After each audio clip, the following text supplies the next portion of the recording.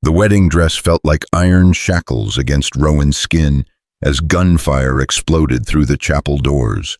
Blood splattered across white lace when the Lakota warrior who'd sworn to protect her took a bullet meant for her heart. "I am a virgin, go slow," she'd whispered to him just nights before, not about her body, but about trust itself. She'd never known a man's protection without ownership attached. Now Chayton Greyhawk was bleeding out on sacred ground, and the tyrant who'd bought her like cattle stood smiling at the altar. Welcome to my channel, where stories of courage meet the darkest corners of the human heart. Follow this tale to its explosive end, and comment your city below. I want to see how far these stories of freedom travel. The ledger slammed onto mahogany with the weight of a coffin lid. Rowan Hale's father wouldn't meet her eyes as he pushed the document across his desk, hands trembling like autumn leaves in a Dakota wind. "It's done," he whispered. 3 words. 3 words that shattered 22 years of believing she was her father's daughter, not his commodity. The signatures blurred through her sudden tears, her father's cramped script beside the bold slash of Silas Blackwater's name. A bill of sale dressed up as a marriage contract. "You sold me." Not a question, a realization that tasted like copper pennies and ash. The ranch would have been seized. The workers, your mother's grave plot, everything. Thomas Hale's voice cracked. Blackwater owns the railroad bonds, the banknotes. He owns me. He owns me now. Rowan's fingernails carved half-moons into her palms. Outside, she could hear the harvest gathering, starting drums from the Lakota settlement mixing with settler fiddles. 2 worlds meeting at the edge of the Black Hills, autumn of 1879, while inside this study, her world ended. The wedding is in 3 days. He's sending a dress tomorrow. A dress, like she was a doll to be dressed up, positioned, displayed. The room spun, but Rowan forced herself to stand straight. "Does mother's sister in Chicago know what you've? No one can help us. Blackwater has judges in his pocket from here to Denver." She left without another word. What was there to say to a father who'd signed away his daughter's freedom with the same pen he'd used to write her childhood letters to Santa Claus? The harvest gathering pulsed with life, a mockery of the death she felt inside. Settlers and Lakota mingled carefully at the border grounds, a neutral territory established by treaty. Children chased each other between the fires, while their parents maintained polite distances, sharing food but not trust. Not yet, maybe never. Rowan moved through the crowd like a ghost wearing skin. The drums seemed to match her heartbeat. Trapped, trapped, trapped. She accepted a cup of cider from Mrs. Morrison without tasting it, smiled at the minister's wife without hearing her gossip about the mysterious riders seen near Deadwood. Then the crowd shifted, and she saw him. He stood at the edge of firelight like he belonged to both shadow and flame. Lakota, but dressed in a mixture of traditional leather and settler cloth that marked him as a scout, the kind who moved between worlds, trusted by neither, needed by both. Dark hair fell past his shoulders, and when he turned, their eyes met across the fire. The world stopped, or maybe it finally started. His gaze held hers with an intensity that should have frightened her but didn't.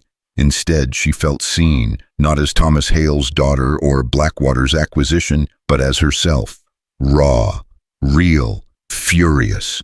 Someone bumped her elbow. The moment shattered. When she looked back, he was gone. "That's Chayton Greyhawk." The voice belonged to Mary Two Rivers, one of the few Lakota women who spoke English at these gatherings. Scout, warrior, they say he can track a ghost through a thunderstorm. "Why is he here?" Rowan's voice came out steadier than expected. "Same reason we all are, to remember we're human, even when they try to make us less." The words hit like cold water. Mary studied Rowan's face with knowing eyes. "You look like someone stole your spirit, child." "Not stole, sold." Mary's expression darkened. Blackwater, of course she knew. Everyone knew Silas Blackwater, rail baron, land thief, collector of lives. 3 days, Rowan whispered. Then you have 3 days to choose different. There is no different. He owns everything. He doesn't own the wind, doesn't own the river. Mary pressed something into Rowan's hand, a small carved feather no bigger than her thumb. Doesn't own everyone. Before Rowan could respond, Mary melted back into the crowd. The carved feather felt warm against her palm, its edges worn smooth by handling. She tucked it into her bodice and turned toward home. Her bedroom window was open. She always left it open even in winter. The closed spaces made her feel buried alive. But tonight something was different. A real feather hawk, by the look of it, rested on her windowsill, placed precisely, deliberately. Her heart hammered as she approached. No bird had left this. Someone had been here. Someone who could climb 2 stories in silence. Someone who, don't turn around. The voice came from the shadows by her wardrobe, deep, careful, the accent marking him as LAKOTA, trying for English precision. You're him, Greyhawk. Yes. Why are you in my room? To warn you, Blackwater, he sheds blood in secret. 3 women before you, only 1 survived. The floor tilted. You're lying.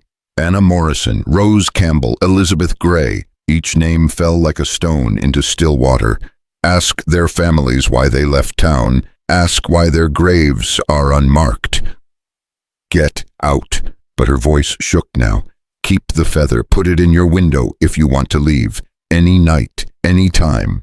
I can't leave. He owns paper. Paper burns. She turned then, but the room was empty. Only the hawk feather remained, and the faint scent of cedar and leather. Her hands trembled as she picked up the feather. Through her window she could see riders on the horizon, Blackwater's men, their torches like falling stars against the dark. Morning brought the dress, white as fresh snow, heavy as guilt, lace imported from Paris, pearls from some ocean she'd never see. It arrived in a black carriage with windows like dead eyes, delivered by 2 men who didn't speak, only waited to ensure she received it. Mr. Blackwater wants you to try it on, one finally said. He'll be here within the hour to see how it fits. Bile rose in her throat. Of course he will. She dressed because fighting would only bring consequences faster.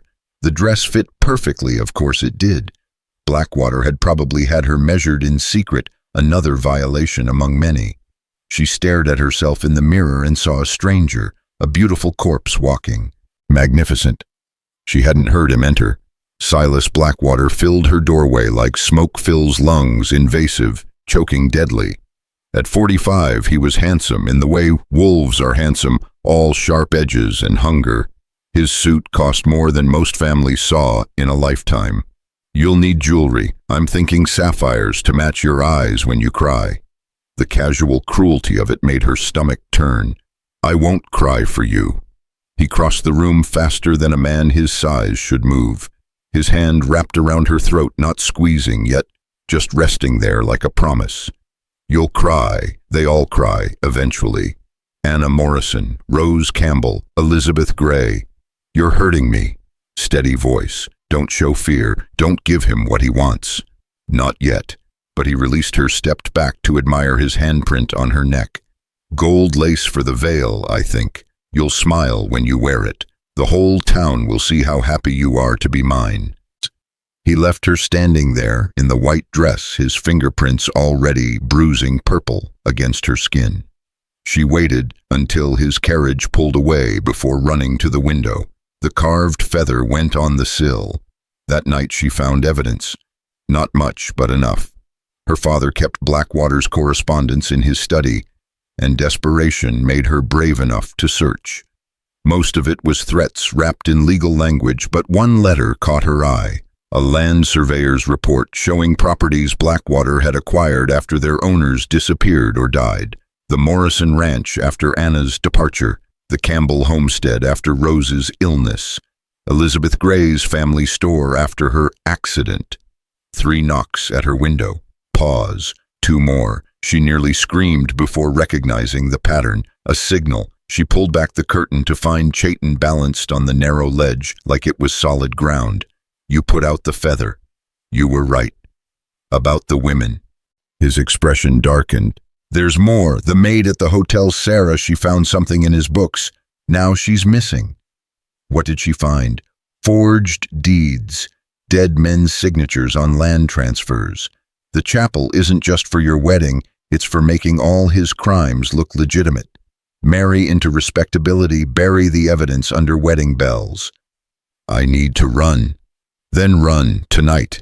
I have horses waiting past the river bend, supplies for a week's travel. There's a Lakota settlement in the Badlands where he can't reach. Why would you help me? You don't know me. His eyes held that same intensity from the harvest gathering. I know you're no one's property. I know the look of someone deciding whether to survive or just exist. And I know Blackwater killed my sister's husband for refusing to sell water rights. Thunder rolled in the distance, though no clouds marked the sky. Those aren't storm sounds, Chayton said quietly. Those are horses. His men are circling. Are we leave now or not at all? She looked at the white dress hanging like a shroud, at the life she'd known for 22 years, at the father downstairs who'd sold her to save himself. I need 5 minutes to pack. 3, and take only what matters. He vanished back into the darkness. Rowan grabbed her mother's Bible, the silver locket with her parents' portraits, and the $100 she'd hidden behind loose wallpaper since childhood. Travel clothes, her father's old pistol that she barely knew how to use. The carved feather Mary had given her. She left a note, I choose different. The hallway was too quiet, the kind of quiet that held its breath before screaming. Her boots barely whispered against Persian runners as she descended the back stairs. The servant's entrance would be, going somewhere, Miss Hale. 3 men blocked the door, Blackwater's men off-books enforcers, with badges that meant nothing and guns that meant everything. Just needed air. Her hand found the pistol in her coat. At midnight, with a travel bag. The one who spoke had scars across his knuckles and dead eyes. The other 2 spread out, cutting off escape routes. Mr. Blackwater thought you might get cold feet, natural for a virgin bride. But you're coming with us. Gently or not is your choice. She heard rather than saw Chayton move, a whisper of wind. Then the first man dropped with a knife in his throat. The second turned, gun rising, but Chayton was already there, tomahawk splitting skull like firewood. The third managed a shot, wild, panicked, before Rowan's own pistol answered. She'd never killed before. The kick nearly broke her wrist, but the man fell backward through the door, his chest blooming red. Can you ride? Chayton's voice stayed calm despite the blood painting the walls. Yes. Can you ride hard? I'll learn. He grabbed her hand and they ran. Behind them, shouts erupted. Her father's voice among them, calling her name with something between fear and relief. Let him call. Let him live with what he'd done. The horses waited where promised 2 paints bred for speed and endurance. Chayton lifted her onto one despite her protests that she could mount herself.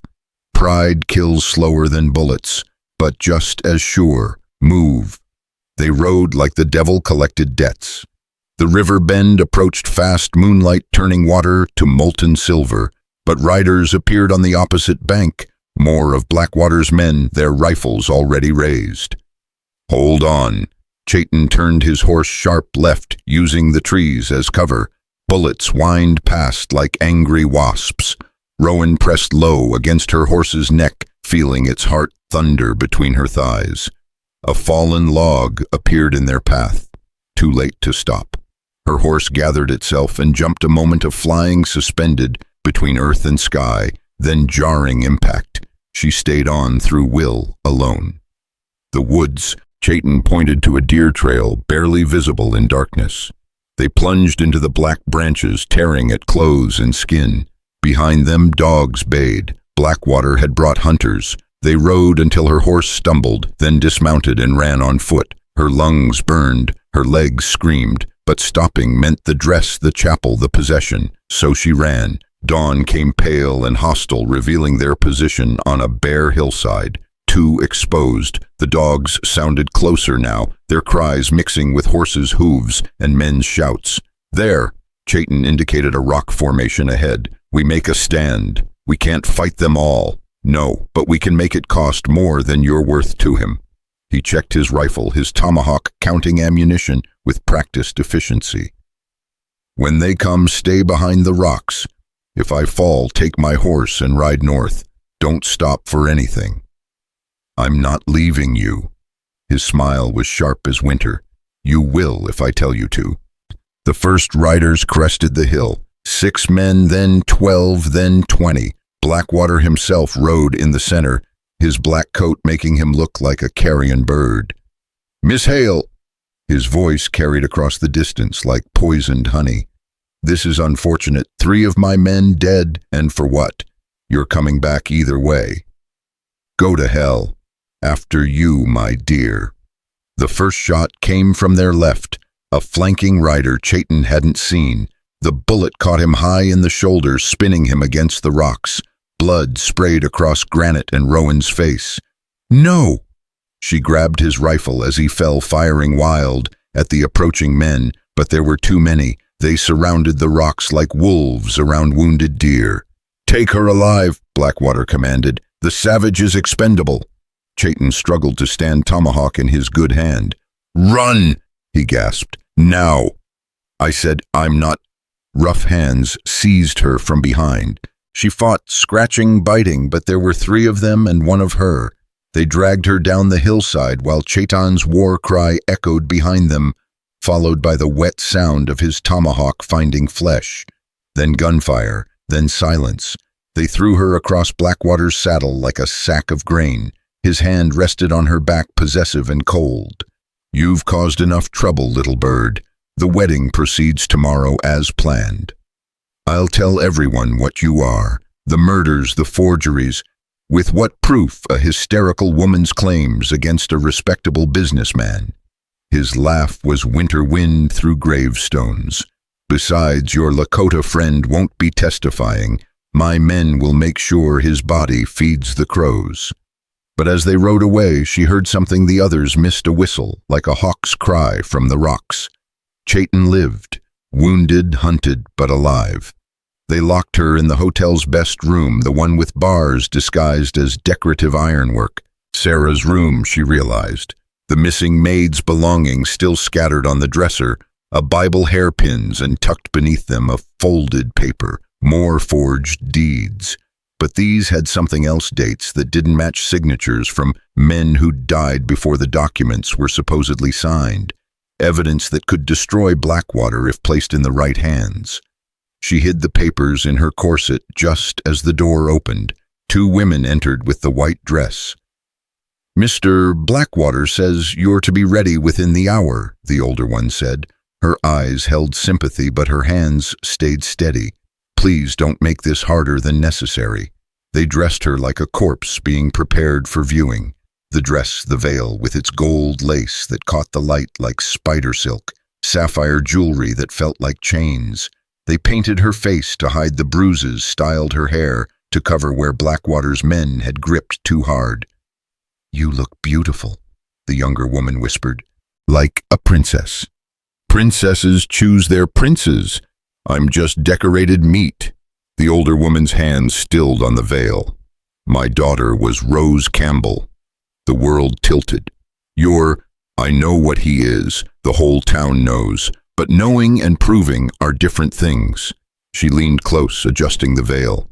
"The Lakota warrior lives. The Whisper Network has been busy. Your wedding might not go as Blackwater plans." Hope flickered dangerous as flame near dynamite. "What do you mean?" "Just be ready. When the moment comes, don't hesitate." They led her downstairs where Blackwater waited in a carriage lined with white silk. He'd dressed for his victory black suit with a gold watch chain, boots that gleamed like oil. His smile when he saw her made her skin crawl. "Perfection, though you'll smile more at the chapel. We have appearances to maintain." "I'll smile when you're dead." He backhanded her casually, splitting her lip. Blood spotted the white lace. "Careful, little bird. I prefer my wife's breathing, but it's not required for the ceremony." The chapel bells rang across the valley, summoning the town to witness. Every prominent family would be there, the sheriff, the judge, the banker, all of Blackwater's purchased souls gathering to legitimize his crimes with their presence. The streets filled with carriages, and she could see people lining the route. Some watched with pity, others with curiosity. A few Lakota stood at the edges, their faces unreadable. "Wave," Blackwater commanded. "Show them how happy you are." She raised her hand, and that's when she saw it, a flash of movement on the roof opposite, a figure in mixed leather and cloth moving despite what should have been a killing wound. Her heart leapt. The chapel loomed white as old bones against the sky. The doors stood open like a mouth waiting to swallow. The organ music drifted out, a funeral dirge dressed as a wedding march. "After you're mine," Blackwater murmured as he helped her from the carriage. "I'm going to break you slowly. It's always better when they have spirit first." She said nothing, saved her strength, watched the shadows where shadows shouldn't be. Inside, the chapel gleamed with wealth and respectability. Flowers from Blackwater's greenhouses, imported candles, ribbons, and enough gold to remind everyone who truly owned this town. The guests rose as she entered, their faces masks of social politeness, hiding the horror beneath. At the altar, the minister waited with his Bible, his hands trembling slightly. He knew too. They all knew. And they'd all chosen their own survival over hers. Blackwater guided her forward with a grip that promised bruises. Each step felt like walking through quicksand. 20 feet from the altar. 10, 5. "Dearly beloved," the minister began, his voice cracking. That's when she heard it, hoofbeats. Not approaching, but already there, like thunder gathered in silence. The chapel doors exploded. Not opened. Exploded. Wood splintered as a horse charged through Chayton's paint, but riderless, trailing smoke from burning brands tied to its saddle. The congregation screamed, diving for cover as the horse charged straight down the aisle. Blackwater shoved Rowan aside, drawing his pistol. "Kill it!" But more horses followed. Then riders, Lakota warriors mixed with townspeople. She recognized workers from the closed mines, widows of men Blackwater had destroyed Sarah's brother from the hotel. They poured through the ruined doors like water through a broken dam. And there, walking through the smoke with his shoulder wrapped in bloody cloth, came Chayton. He looked like death given form, the tomahawk in one hand, a rifle in the other. His eyes found hers across the chaos. "I told you," he called out, "paper burns." That's when she noticed the smoke wasn't just from the brands. The land office next door was on fire, the records, the forged deeds, all of Blackwater's careful documentation consuming itself in flames. "You savage bastard!" Blackwater raised his pistol toward Chayton. Rowan moved without thinking. The sapphire necklace came off in her hands, heavy and sharp. She whipped it across Blackwater's face with all her fury, all her fear converted to rage. The jewels opened his cheek to bone. He howled, turning the gun on her. The world slowed. The shot was impossibly loud in the chapel, but it wasn't Blackwater's gun that fired. Sheriff McKenna stood in the doorway, his rifle smoking. Blackwater looked down at the spreading red across his white shirt, confused. "You're mine. I own you." "Not anymore." McKenna's weathered face was stone. "I've been collecting evidence for 2 years. Miss Sarah's alive by the way she's been helping. We have enough to hang you twice over, but it seems that won't be necessary." Blackwater fell to his knees, still clutching his chest. "You can't. I own this town." "Towns change hands," Chayton said quietly. He'd reached Rowan now, his good arm going around her waist. "Just like everything else you thought you owned." Blackwater's men had surrendered or fled. The townspeople stood among the Lakota warriors, no longer separated by fear and suspicion, but united in purpose. Someone started pulling down the wedding decorations. Someone else began listing names, all the families Blackwater had destroyed, all the debts that would need to be forgiven. "The federal marshals will want statements," McKenna said. "But I think we can all agree this was self-defense." Blackwater tried to speak, blood bubbling on his lips. Whatever he wanted to say died with him there on the chapel floor, his blood soaking into white roses and imported lace. "It's over," someone said. But Rowan looked at Chayton at the wound that still bled through his bandages, at the crowd that had finally found its courage, at the smoke rising from the land office where lies became ash. "No," she said, pulling off the veil and letting it fall onto Blackwater's body. "It's beginning." The chapel floor was still slick with Blackwater's blood when the first of his hired guns tried to run. Marcus Trent, the scarred enforcer who'd cornered Rowan at her father's house, made it 3 steps before a tomahawk whistled past his ear and embedded itself in the doorframe. "Leaving so soon," Chayton's voice carried despite his injuries. "The lady hasn't finished with you yet." Trent froze, hands raised. Around him, the coalition of Lakota warriors and townspeople formed a circle. These weren't trained soldiers, but farmers, miners, widows, displaced ranchers, people who'd found their courage in numbers and weren't ready to let it go. "On your knees," Sheriff McKenna commanded, his rifle steady despite his 70 years. "All of you who took Blackwater's coin, you will answer for every crime."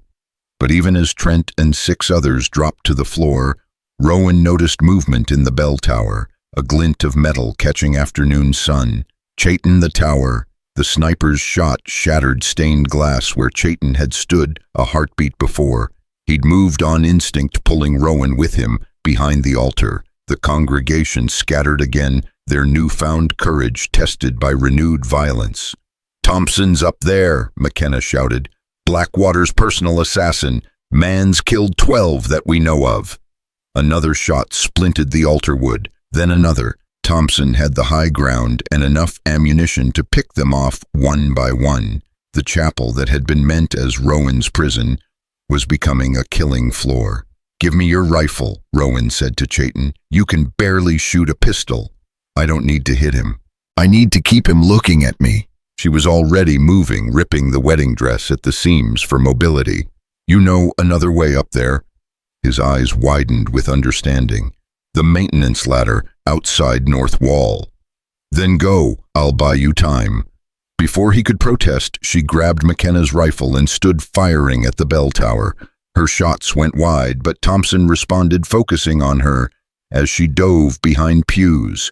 Wood exploded where she'd been sending prayer books flying like wounded birds. She kept moving, kept shooting, counting shots. Thompson had a Spencer repeater 7 rounds before reloading. She'd seen 5 muzzle flashes. 2 more and he'd have to pause. The 6th shot came close enough to part her hair. The 7th missed entirely. He was rushing now, angry. She heard the telltale click of a rifle breech opening.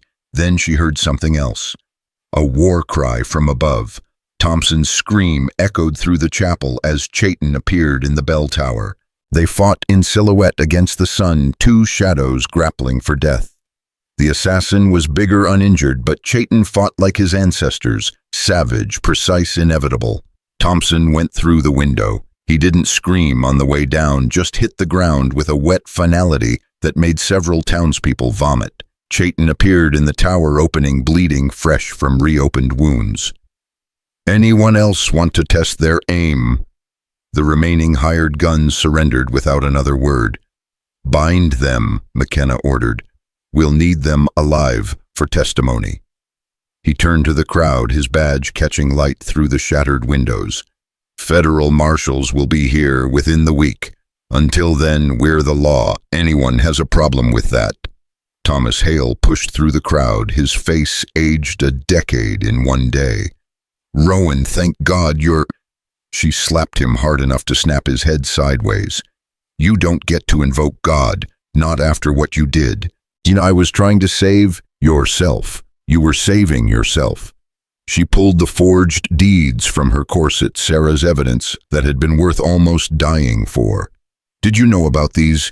The murders, the forgeries?" His silence was answer enough. You knew what he was, and you sold me to him anyway. "The ranch, burn it all. I want nothing from you." She turned to McKenna. "Sheriff, I want to file charges against Silas Blackwater's estate and against Thomas Hale for conspiracy."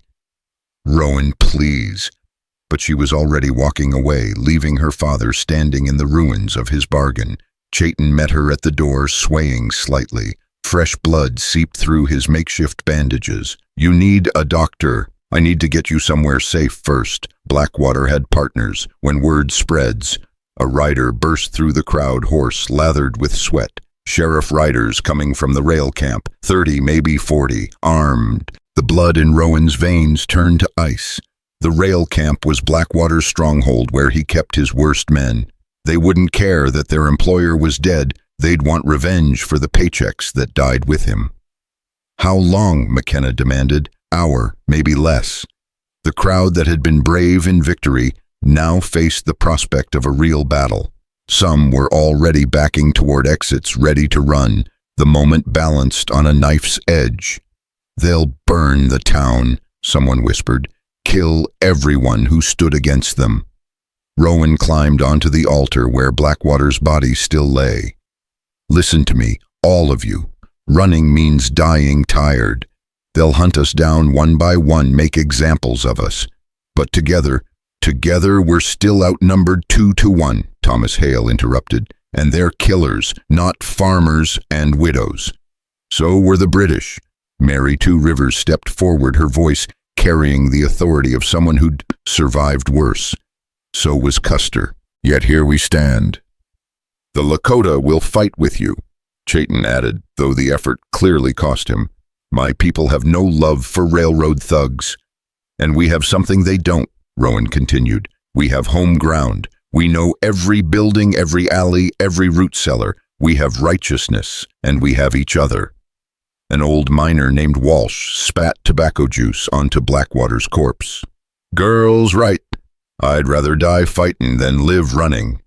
"My husband died in Blackwater's mine," added Widow Morrison. "I've got his rifle and nothing left to lose." One by one, the crowd transformed, from victims to defenders, from scattered individuals to something harder, unified. Even some who'd served Blackwater chose sides, knowing the wind had changed. "Barricades," McKenna ordered. "Main Street, both ends, women and children to the church basement." "Like hell," Rowan interrupted. "The women stay and fight. We've been fighting all along, just differently." Sarah emerged from the crowd, the missing maid whose discovery had started this avalanche. "I know where Blackwater kept his weapons cache. Enough rifles for everyone." "And I know where he kept his dynamite," added another voice, one of Blackwater's own guards switching sides. "For when he wanted to clear land quick." Dynamite. Rowan felt the plan forming. "Can we move it?" "6 crates, but that's enough to change the odds." She looked at Chayton.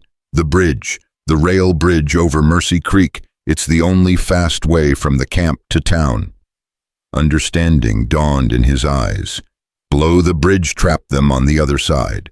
Or blow it with them on it. The reformed congregation scattered with purpose. Weapons were distributed, barricades built from overturned wagons and torn-up boardwalks. The Lakota warriors took positions on rooftops, their bows and rifles commanding the high ground. Children were sent to the church basement with the few who couldn't fight, though many women refused to go. Rowan found herself in the hotel helping Sarah and 3 other women load rifles. Her hands moved automatically, muscle memory from years of her father teaching her about guns before he'd sold her to one. "You don't have to forgive him," Sarah said quietly. "Your father." "I won't. But holding that anger will poison you, trust me. I held mine for 2 years after Blackwater killed my father. It nearly ate me alive." Before Rowan could respond, a whistle echoed through town. The signal, riders approaching. She ran to the window, dust cloud on the horizon, moving fast. But something was wrong. These weren't 40 riders. This was an army. 60, 70, maybe more. "They recruited from Deadwood," someone shouted. "Every gun for hire in the territory." The plan to blow the bridge wouldn't work. Now they were coming too fast and from multiple directions. This wasn't a raid, it was an invasion.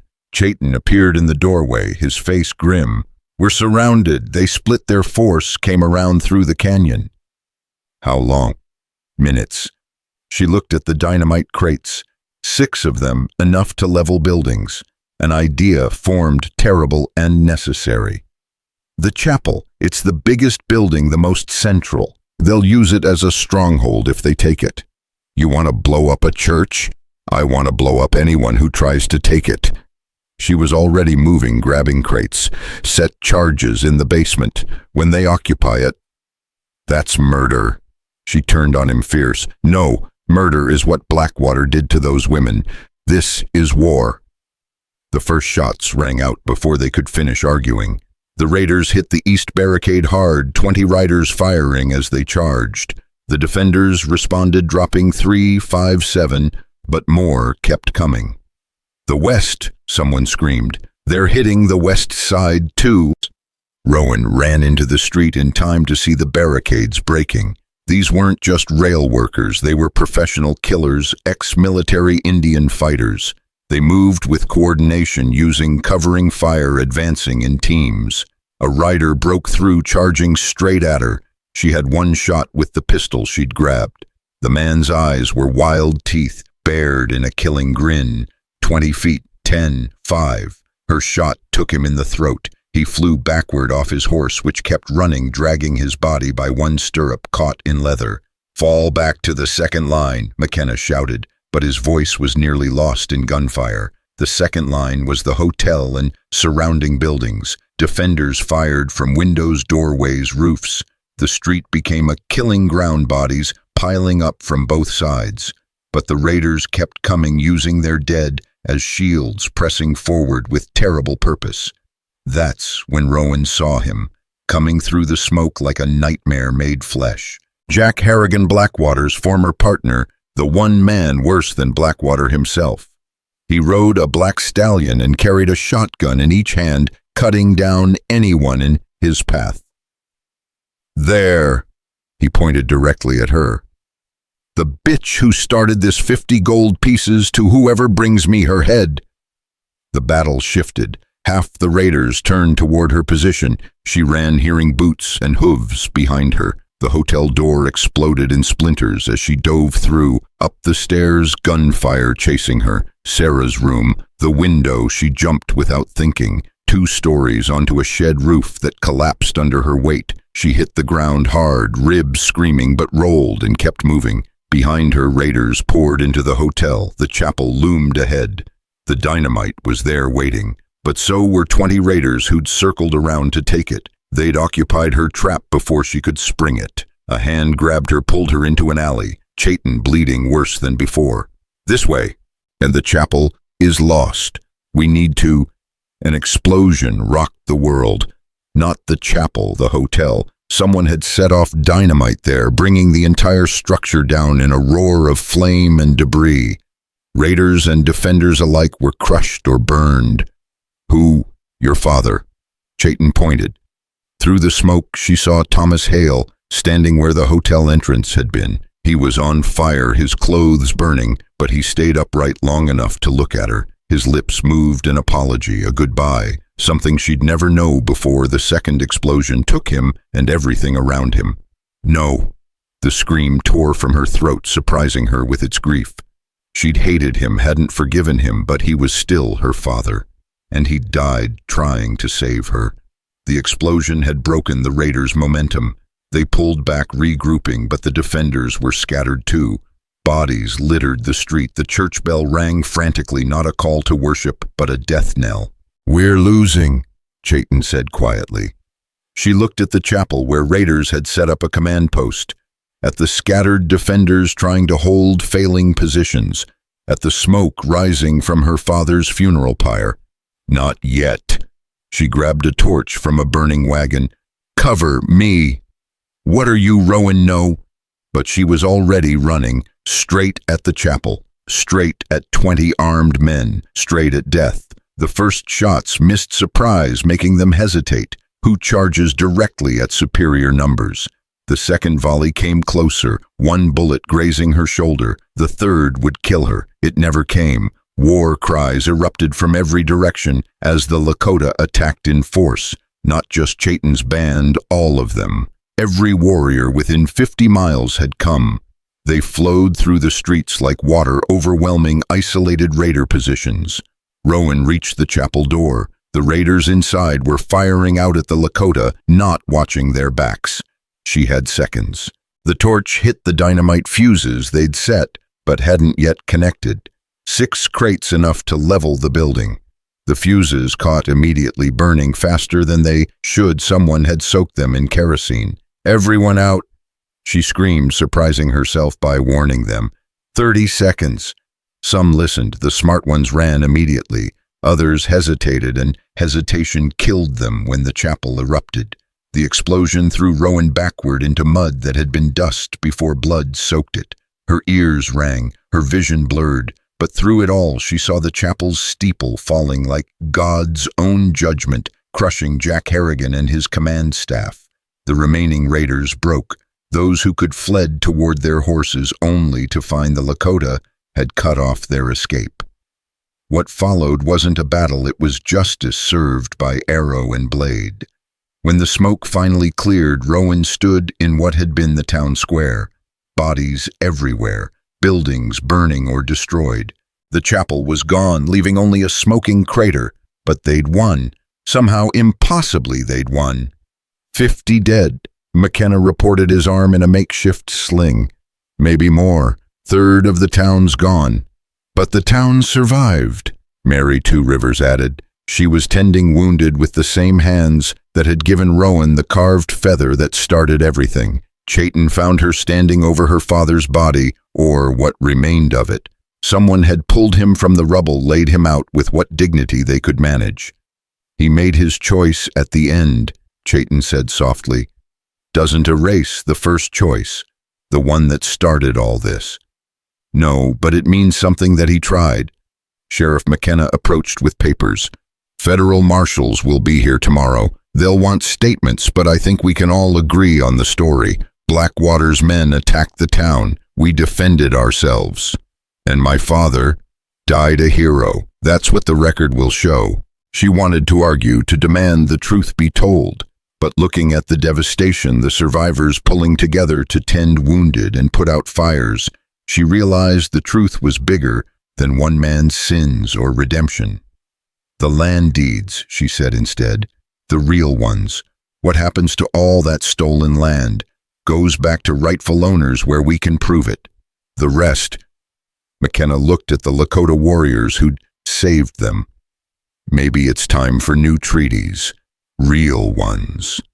"That's a federal matter," someone protested. "So was Blackwater's corruption, and look how well they handled that." McKenna spat. "No, we do this ourselves. Town council, Lakota council together. Equal voice." It was radical, impossible, necessary. As the sun set over the destroyed town, survivors gathered in what had been the square. Lakota and settlers sharing water-food grief. Children who'd been enemies that morning played in the rubble together. "What now?" Chayton asked. His wounds had been properly dressed finally, though he'd carry scars forever. Rowan looked at the sunset, then at him. This man who'd been a stranger 3 days ago, who'd bled for her, killed for her, nearly died for her freedom. "I don't know your ways," she said carefully. "Your culture, your language, your customs. They can be learned. And I've never trusted a man, never wanted to. That can be learned too. I meant what I said. That first night when you warned me, I am..." She struggled with the words. "I'm untouched. In all ways. I need time." His hand found hers, gentle as his voice. "Time we have. The rest we'll figure out. Together, if you choose it. Choose." Such a simple word that meant everything. For 22 years, others had chosen for her. Her father chose to sell her. Blackwater chose to own her. Even in rescue, she'd been following others' plans. "I choose yes," but gunfire erupted from the darkness. A final raider, wounded and hidden, making a last desperate attack. His shot caught Chayton in the chest, spinning him down into mud and blood. "No!" Rowan caught him as he fell, his blood soaking through her destroyed wedding dress. "Someone help." But even as Mary Two Rivers rushed forward with medical supplies, even as the raider was cut down by return fire, Rowan could see the truth in Chayton's eyes. This wound was different, fatal. "Go slow," he whispered, echoing her words from that night that seemed a lifetime ago. "With trust, with love, with everything. Don't leave me. You promised to teach me. You already know everything that matters. You know how to choose." His hand touched her face, leaving a bloody print like a blessing.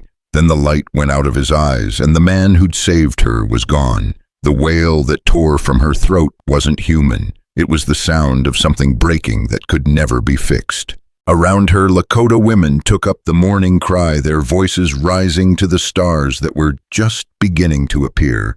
But even in grief, even in rage, even in the destruction of everything she'd thought her life would be, Rowan felt something else. Freedom. Terrible, costly, blood-soaked freedom.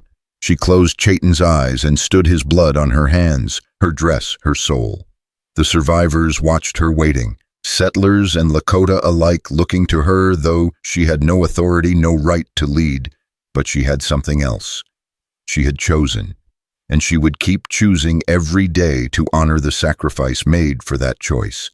"We rebuild," she said, her voice carrying across the ruins. "Not what was, but what should be, together." And in the darkness beyond the firelight, a hawk cried once, then was silent. Mary Two Rivers' hands moved over Chayton's body with practiced reverence, preparing him for the journey to the spirit world according to Lakota custom. Rowan knelt beside them in the mud, her wedding dress now more blood than white, watching as they wrapped him in a buffalo hide that someone had brought from the reservation. "You should rest," Mary said softly. "You've been through. I'm staying with him." The words came out harder than intended. "I need to understand. The rituals, the prayers. If I'm going to honor him, I need to know how." An elder named Joseph Crow Feather approached, his weathered face etched with grief. "He was my sister's son, a warrior who walked between worlds."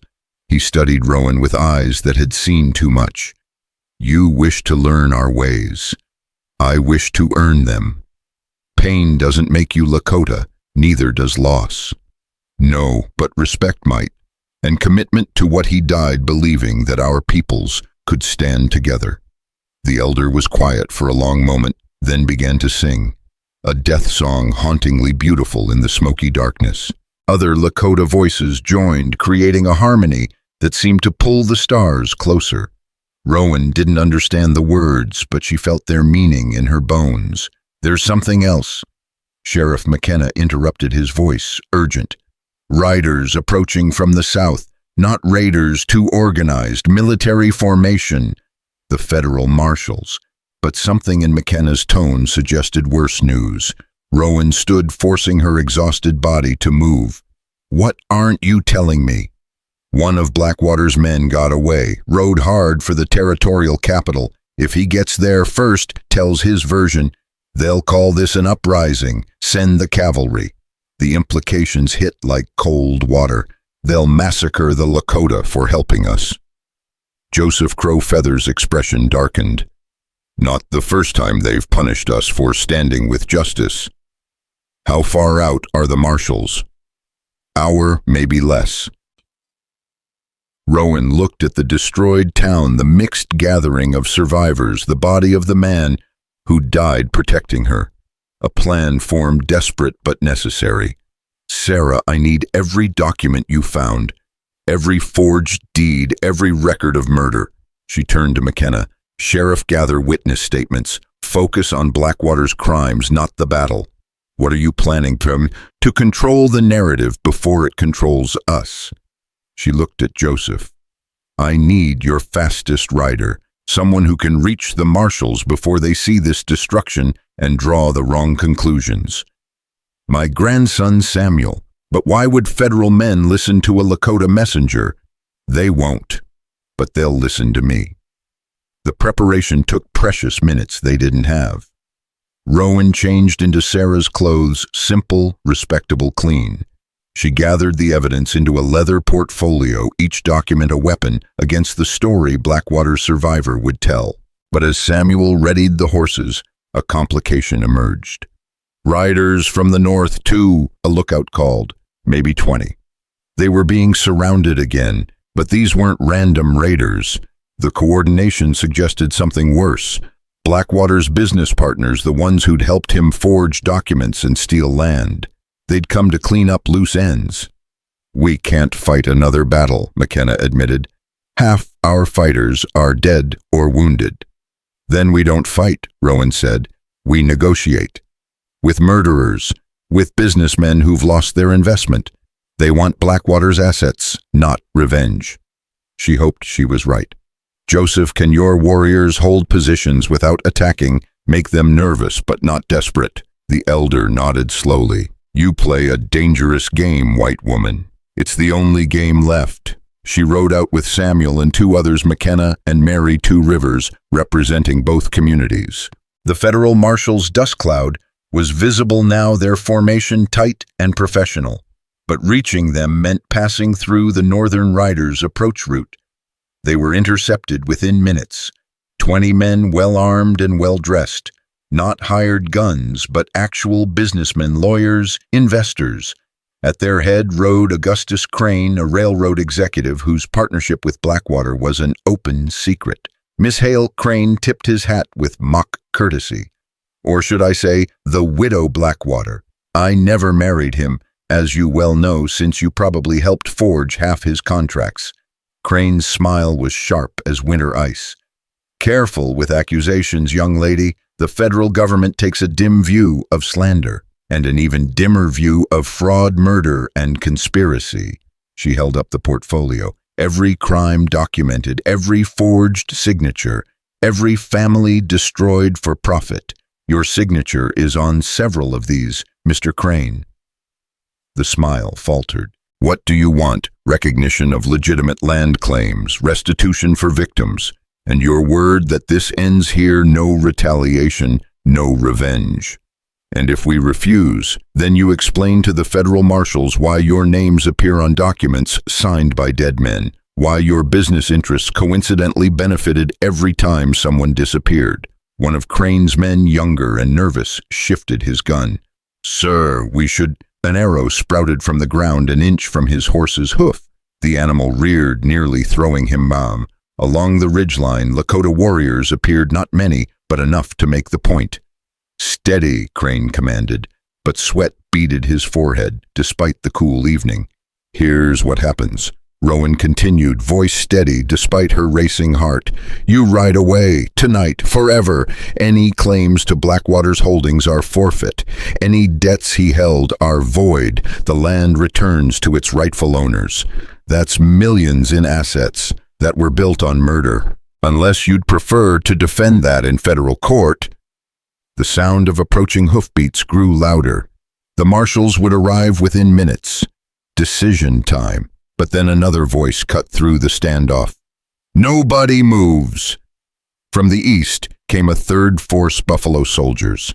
The Black Cavalry unit stationed at Fort Robinson. Their commander, Captain Elijah Freeman, was known for 2 things: absolute adherence to law and unexpected sympathy for Native peoples. Captain Crane tried his political smile. "Thank God you're here. We were just—" "Augustus Crane, you're under arrest for conspiracy to defraud the federal government." Freeman's voice carried no emotion, just fact. "We've been investigating Blackwater's operation for 6 months. His death doesn't absolve his partners." "This is outrageous, I demand." "You demand nothing." Freeman's men had already surrounded Crane's group, rifles ready. "Weapons down, now." As Crane's men disarmed, Freeman approached Rowan. "Miss Hale, we received word of the situation from Sarah Morrison. She reached Fort Robinson yesterday with evidence." Yesterday, before the battle, before Chayton died, Sarah had been playing a longer game than anyone realized. "The battle," Rowan started, "was self-defense against criminal elements. My report will be very clear on that point." Freeman looked toward the Lakota warriors on the ridge. All participants acted within their rights to defend life and property. The relief nearly buckled her knees. But as Crane and his men were led away in chains, Freeman had more news. There's something else. Blackwater's will. We found it in his Deadwood office. He left everything to his legal wife. But nobody filed the certificate anyway. Forged your signature, had it witnessed by men now dead. Freeman handed her a document. Legally, you own everything he claimed to possess. Every holding, every account, every debt owed to him. The irony was bitter enough to choke on. Blackwater had forged documents to trap her, and now those same forgeries made her wealthy beyond imagining. She looked at the paper, then at the destroyed town, the gathering of survivors, the wrapped body of the man she'd begun to love. I know what to do with it. The next hours blurred together, federal marshals taking statements, Crane's conspirators being processed, the Lakota warriors maintaining their positions until it was clear the threat had passed. Through it all, Rowan felt Chayton's absence like a missing limb. As dawn approached, she stood where the chapel had been, now just a crater slowly filling with water from a broken pipe. Mary Two Rivers joined her along with Sarah and several other women who'd survived the battle. The men are talking about rebuilding, Sarah said. McKenna wants to start immediately. Let them talk. Rowan turned to face them. But rebuilding means more than new buildings. It means new laws, new partnerships. What are you proposing? Joint ownership. Every business, every farm, every enterprise shared between settlers and Lakota. Not separate, but equal, actually equal. That's never been done, Mary said carefully. Neither was what we did yesterday. Impossible things become possible when survival depends on it. Sheriff McKenna approached with Captain Freeman and Joseph Crow Feather.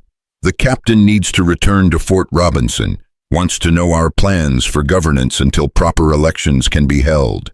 Joint council, Rowan said immediately. Equal representation. Freeman raised an eyebrow. The territorial government won't recognize. The territorial government didn't protect us from Blackwater. They can recognize our choices or explain why they're defending his legacy. You realize what you're proposing, the reactions you'll face.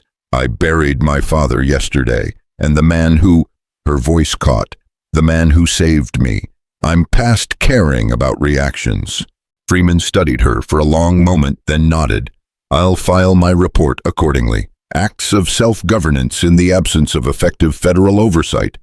It'll buy you time, at least. As the soldiers prepared to leave with their prisoners, one of Crane's men suddenly broke free. He grabbed a rifle from a distracted guard, swinging it toward Rowan. Blackwater was right about you, savage-loving whore. The shot that killed him came from an unexpected source. Thomas Hale's foreman, old Ben, who'd worked the ranch for 30 years. His hunting rifle smoked in the morning light. Man never could shut up when he should, Ben said, mildly lowering the weapon. Miss Rowan, your father asked me to give you something before the end. He handed her a small leather journal, her father's private diary, the one he'd kept since her mother died. She opened it to the last entry, dated the morning of the battle. I sold my daughter to save my land and lost my soul instead. She was right to hate me. But if God grants me one chance at redemption, I'll take it. The hotel is mine. When they come for her, I'll bring it down. Tell Rowan her mother would be proud of who she became despite what I made her face. Tell her I'm sorry. Tell her she was always free. I was the one in chains. The tears came then, unexpected and unstoppable. Not just for her father, but for everything Chayton, the destroyed town, the bodies being wrapped for burial, the future that seemed both possible and impossible. We need to bury our dead, Joseph Crow Feather said gently. Both peoples together. The ceremony took place at sunset on the hill overlooking the valley. Lakota burial scaffolds stood beside settler graves, the living gathered without regard to race or origin. Rowan spoke for those who had no family left. Mary Two Rivers sang for the Lakota fallen. Sheriff McKenna read from the Bible while Joseph Crow Feather offered prayers to the Great Spirit. When they placed Chayton on his scaffold, Rowan climbed up despite protocol, despite whispers. She placed the carved feather Mary had given her on his chest.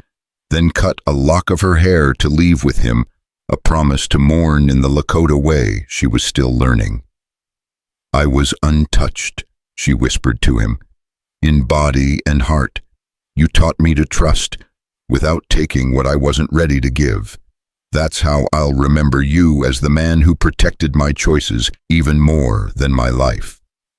As she climbed down, a rider approached fast from the south. Everyone tensed, hands moving to weapons, but it was a single man, native but dressed in Eastern clothes. "I seek Joseph Crow Feather," he called in accented English. "I am here." "I am James Whitehawk, attorney with the Bureau of Indian Affairs." He produced documents from his saddlebag. "I've been fighting Blackwater's land grabs through legal channels for 3 years. With his death and the evidence now public, we can restore treaty rights he violated." The government would do this. Joseph's skepticism was obvious. Some in government would, others will fight it. Whitehawk looked at Rowan. "But if Miss Hale supports the claims with her inherited holdings as evidence of fraud, I'll do more than support them. I'll fund the legal battle." She turned to the gathered crowd. "Blackwater stole from all of us. Time to take it back." The hope that sparked in weathered faces made the decision worth it. But Whitehawk had more news. "There's a complication. Blackwater had a son." The words hit like winter wind. "What? From his first marriage 20 years ago. He's been back east in schools Blackwater funded. He'll contest any redistribution of assets." "Let him come," Rowan said. "We have the evidence. He's already coming, with lawyers and federal backing. He'll be here within the week." A new fight just when they'd finished burying the dead from the last one. Rowan felt exhaustion pulling at her bones, but also something else, determination hard as steel. "Then we'd better be ready." The next days passed in a blur of activity. Despite everything, the town began to rebuild. But differently this time. Lakota workers alongside settlers. Shared plans, shared labor, shared purpose. Where the chapel had stood, they began construction on something new, a meeting hall that drew from both architectural traditions. Rowan found herself at the center of it all, coordinating resources she'd inherited from Blackwater to fund the reconstruction. It felt like blood money, but at least it was being cleaned through use. On the 4th day, while reviewing plans with McKenna and Joseph, Sarah burst in. "Riders coming, fancy carriage military escort." Blackwater's son had arrived. Rowan expected someone like his father, sharp, cold, predatory. Instead, the man who stepped from the carriage was young, maybe 25, with tired eyes and shoulders that carried weight they shouldn't have to. "Miss Hale," he said, removing his hat. "I'm William Blackwater, though I've gone by William Sherman since my mother remarried. You've come for your inheritance. I've come for answers." His voice was steady but strained. "The man they say my father was, that's not who paid for my education, who wrote me letters about building a better future." "Your father was a murderer," Rowan said flatly. "I know." The admission surprised everyone. "I've spent 3 days reading the evidence. I knew he was hard, even cruel. I didn't know he was a monster. Then why are you here?" William reached into his coat and several people tensed, but he pulled out only papers. "To sign it over, all of it. Every claim, every holding. I want no part of blood money." "That's unexpected. My mother left him when I was 5. Said he'd become something inhuman. I thought she was weak." He laughed bitterly. "She was the strong one getting us away. I came here partly to see if the stories were true, partly to—" He paused, gathering himself. "To apologize for what he was, for what he did." "We don't want apologies," Joseph Crow Feather spoke up. "We want justice." "Then help me give it. I have information, contacts, hidden accounts, other partners beyond Crane. Help me expose them all." It was Mary Two Rivers who voiced what everyone was thinking. "Why should we trust you?"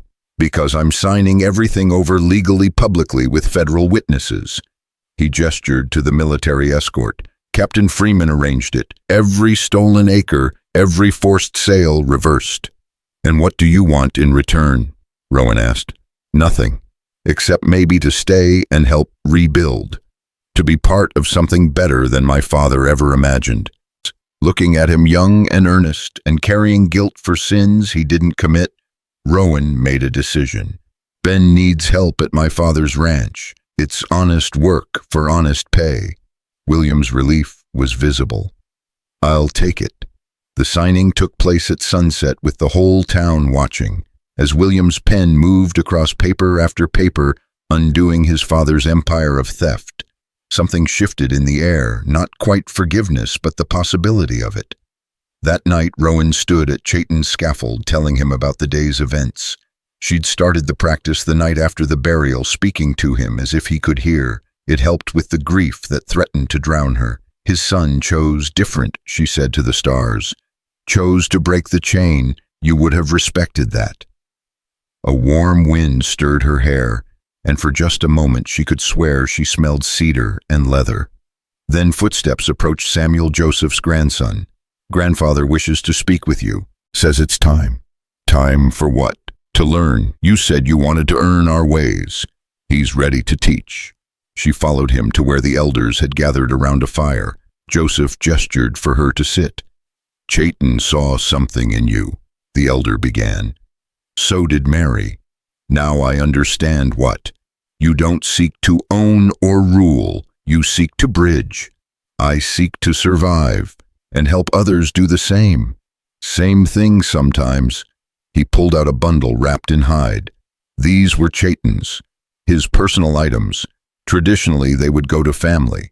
Then give them. You were his chosen family. He spoke of it the night before the battle, said you were the future he fought for. Inside the bundle were Chayton's tomahawk, his medicine bag, and something unexpected, a ring made from carved bone and silver, a wedding ring in the LAKOTA tradition. He was making this, Joseph explained, Bathan, for when you were ready, if you ever were. The tears came again, but softer this time. I'll never be ready. He's gone. Body's gone, spirit remains, and the work continues. Joseph stood. Tomorrow we start building the school, both people's children learning together. Will you help? Yes. Good, because we're naming it after him, the Chayton Greyhawk Center for Learning. The name hit her heart like an arrow, painful and perfect. He would have hated the attention. He would have loved the purpose. As the fire died down and people drifted toward their homes, temporary structures built from salvage but built together, Rowan remained by the embers. William Blackwater approached hesitantly. I wanted to thank you for the chance. Don't thank me yet. This town has a long memory. I know, but it also has something my father never understood, the possibility of change. He paused. The woman my father tried to own chose to free his son from his legacy. That means something. It means the cycle breaks. Here, now, with us. A cry split the night, not alarm but celebration.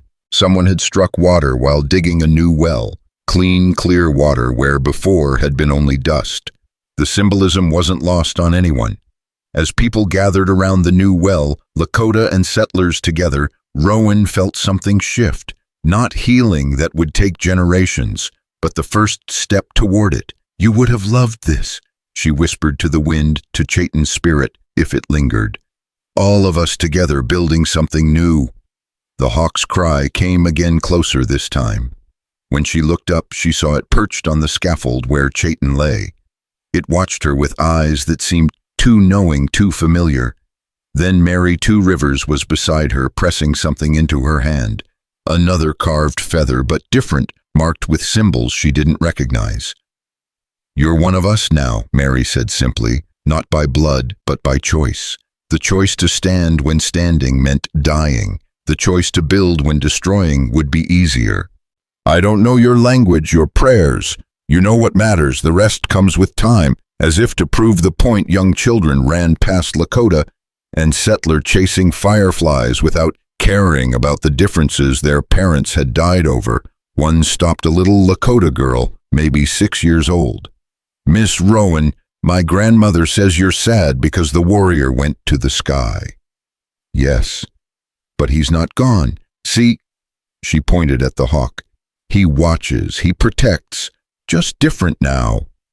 From the mouths of children, Rowan thought. What's your name? Sarah Little Crow, named for the brave lady who gathered the papers. Sarah Morrison laughed from nearby. I'm apparently a legend now. You always were, Rowan replied. We just didn't know it. Sheriff McKenna approached with news. Federal committees coming next month to officially recognize our governing structure, and unofficially to see if we're crazy enough to make this work. We are, William said, surprising everyone by speaking up. Crazy enough to try, stubborn enough to succeed. The gathering grew as more people came to see the new well.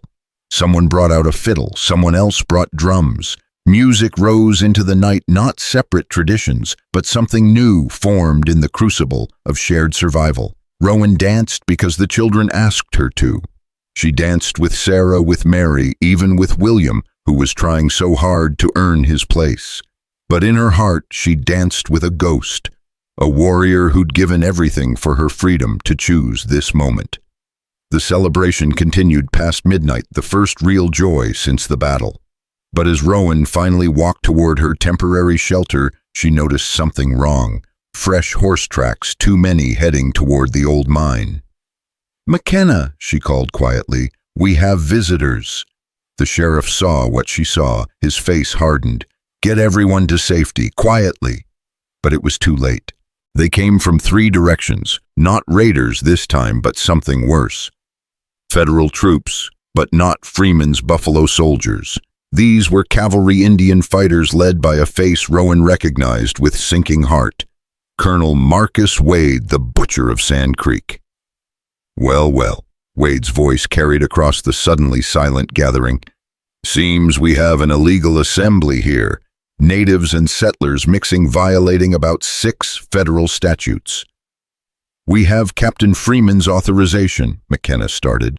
Freeman's a Negro soldier with no authority over real military matters. Wade spat tobacco juice. I'm here to restore order. There is order. Rowan stepped forward. Our order. Wade's eyes fixed on her with interest that made her skin crawl. You'd be the Hale woman, the one who started all this trouble. The one who ended it. By consorting with savages, by giving them ideas above their station. He dismounted, walking closer. You're coming with me. There's questions need answering about the destruction of federal property. The chapel wasn't federal. His backhand caught her across the face, dropping her to her knees. The crowd surged forward, but his men raised rifles, stopping them cold. I wasn't finished talking. Wade grabbed her hair, pulling her head back. You're going to tell me where the Lakota are hiding their weapons. You're going to identify their leaders, or things get unpleasant. Go to hell. He hit her again. Blood filled her mouth. But before he could strike a third time, a tomahawk whistled through the air, pinning his coat sleeve to a post. Everyone turned. On the rise stood a figure that made Rowan's heart stop. It couldn't be. She'd watched him die, seen his body wrapped and placed on the scaffold. But there stood Chayton, or someone wearing his face, his stance, his dangerous grace. Ghost! One of Wade's men screamed. It's him, the one we killed. Don't be stupid, Wade snarled, but his voice shook. Ghosts don't. The figure moved fast, as Chayton ever had. Down the rise through the cavalry line before they could react. When he stopped, he stood between Wade and Rowan, and she could see him clearly. Not Chayton, but close enough to be his brother. The same features, slightly older, weathered by different battles. I am Marcus Greyhawk, he said. Chayton was my younger brother. I've come for his body and his woman. Wade's hand went to his pistol. You're under arrest. For what? Walking while Lakota. Marcus smiled, cold as winter moon. Try to take me. See what happens. The standoff stretched taut. Then Wade made his mistake. He went for his gun. Marcus moved like lightning, like his brother had, disarming Wade and putting a knife to his throat before anyone could react. Call off your men. You're making a mistake. The knife pressed deeper, drawing blood. My brother died protecting this town. These people, both peoples, are under his protection still. Through me. And me? William Blackwater stepped forward, surprising everyone. As the largest landowner in the territory, I demand you respect property rights. And me? Captain Freeman's voice came from the darkness. He and his Buffalo soldiers had arrived surrounding Wade's cavalry. Seems you're outside your jurisdiction, Colonel. Wade's face purpled with rage and humiliation. This isn't over. Yes, it is, Freeman said calmly. You'll withdraw immediately or face court-martial for attacking civilians without cause. As Wade's men retreated, Marcus helped Rowan to her feet. Up close, the resemblance to Chayton was heartbreaking. He spoke of you in his last letter, Marcus said quietly. Said he'd found someone worth dying for. He shouldn't have had to die. No, but he chose how he lived and who he protected. Marcus studied her face. You loved him. I was learning to. Then you'll help me with something. He sent word about evidence about trials coming. I bring 50 warriors, witnesses to Blackwater's crimes against our people. Will your courts hear us? They'll hear us, William said firmly. I'll make sure of it. My father's victims deserve that much. The sun was rising, painting the destroyed and rebuilding town in gold. Where there had been only ashes, new structures rose. Where there had been only division, people stood together. There's more, Marcus said. Other settlements want to try this mixing, this sharing. They've heard what you did here. It almost destroyed us, McKenna pointed out, but it didn't. And now you're stronger. Rowan looked at the scaffold where Chayton lay, at the hawk still perched there, at the people who'd fought and bled together. Then we teach them, she said. We show them how, all of us. And as the sun climbed higher, the hawk spread its wings and flew not away but in circles around the gathering, a guardian still just different now, like everything else in this place where impossible things had become possible through blood choice and the courage to build something new from the ashes of the old. Marcus Greyhawk's presence changed everything in ways Rowan hadn't anticipated. He moved through the town like his brother's ghost. Same walk, same way of checking corners and shadows, but his eyes held different storms, older griefs, harder choices. The 50 warriors he'd brought made camp at the town's edge, not separate but not quite integrated either, waiting to see if this experiment in unity was worth their trust. Your brother's scaffold, Marcus said that first morning, standing beside Rowan as dawn painted the sky. It should face east toward the rising sun. Joseph Crowfeather positioned it, said Chayton always loved sunrises. He did, said they were promises that darkness never wins forever. Marcus pulled something from his pack, a war shirt decorated with eagle feathers and beadwork. This was made for his wedding day. Our grandmother spent 3 years on it. The pain hit fresh imagining Chayton wearing it, imagining a future that died with him. He was making me a ring. I know, he wrote about you, said you were virgin ground, untouched by trust, unbroken by ownership. Marcus studied her carefully. Said teaching you to trust was like gentling a wild horse, patience and distance until you chose to come close. I was learning, we never... She stopped, heat rising in her cheeks. He knew, respected it. You saying go slow meant something to him. Our father broke our mother's spirit by taking what she wasn't ready to give. Chayton swore he'd never be that man. Before Rowan could respond, commotion erupted from the camp. 2 of Marcus's warriors had caught someone sneaking near a white woman, young, terrified, clutching a baby to her chest. Please, she gasped as they brought her forward. Please, I need help. They're coming. Who's coming? McKenna demanded. The syndicate from Denver. They're coming to finish what Blackwater started. The woman collapsed, and that's when they saw the blood soaking through her dress. She'd been shot probably hours ago and had ridden through the night anyway. Sarah caught the baby as the woman fell, and Mary Two Rivers immediately went to work on the wound. Talk, McKenna urged. Who are you? Rebecca Morse. I was Blackwater's bookkeeper in Denver, kept his real books, the ones showing where bodies were buried. She coughed, blood speckling her lips. When word came he was dead, they decided to clean house. Everyone who knew too much.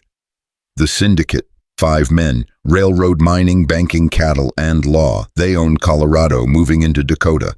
Blackwater was their point man, but he got greedy, sloppy. Another cough, weaker. They're sending an army, not raiders, professionals, ex-military. They'll burn everything, kill everyone, blame it on Indian uprising. William Blackwater pushed through the crowd. These names, I need names. Rebecca's eyes focused on him with difficulty. You're his son. He talked about you, said you were soft, wouldn't understand necessity. I understand evil when I see it. The names. She listed them, each one a pillar of Denver society. Men who attended church, funded orphanages, and ordered murders over brandy. William wrote frantically, his face paling with each revelation. How many men? Marcus asked. 100, maybe more. They have Gatling guns from the war, artillery. Rebecca grabbed Rowan's hand with surprising strength. The baby isn't mine, it's Anna Morrison's. Blackwater's first victim here. She didn't die, I helped her escape. But she's dead now, consumption. Asked me to bring her daughter here to her family. The Morrison family pushed forward, recognizing truth in the child's features.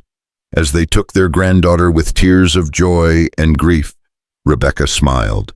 One good thing, she whispered. Tell Anna I did one good thing. She died as the sun reached noon, another casualty of Blackwater's legacy. But her warning gave them something precious: time. 100 men with military weapons, McKenna said grimly. We can't fight that. We don't fight, Marcus said. We hunt. Everyone turned to him. His smile was sharp as winter ice. You want to face them in pitched battle, you lose. But hunting, picking them off in small groups, using the land itself as weapon, that's how we've survived your cavalry for decades. This isn't cavalry, these are mercenaries. Better, mercenaries fight for pay, dead men can't spend gold. Marcus looked at his warriors. We need to know when and where.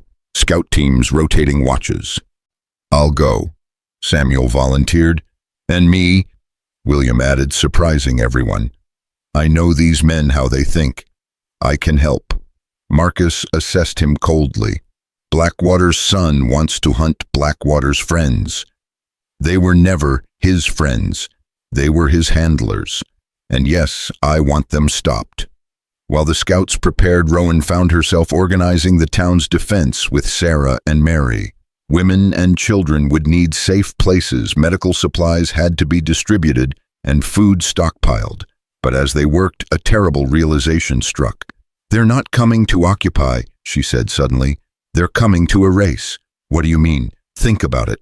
100 men is too many for theft, too few for conquest. But it's perfect for complete destruction.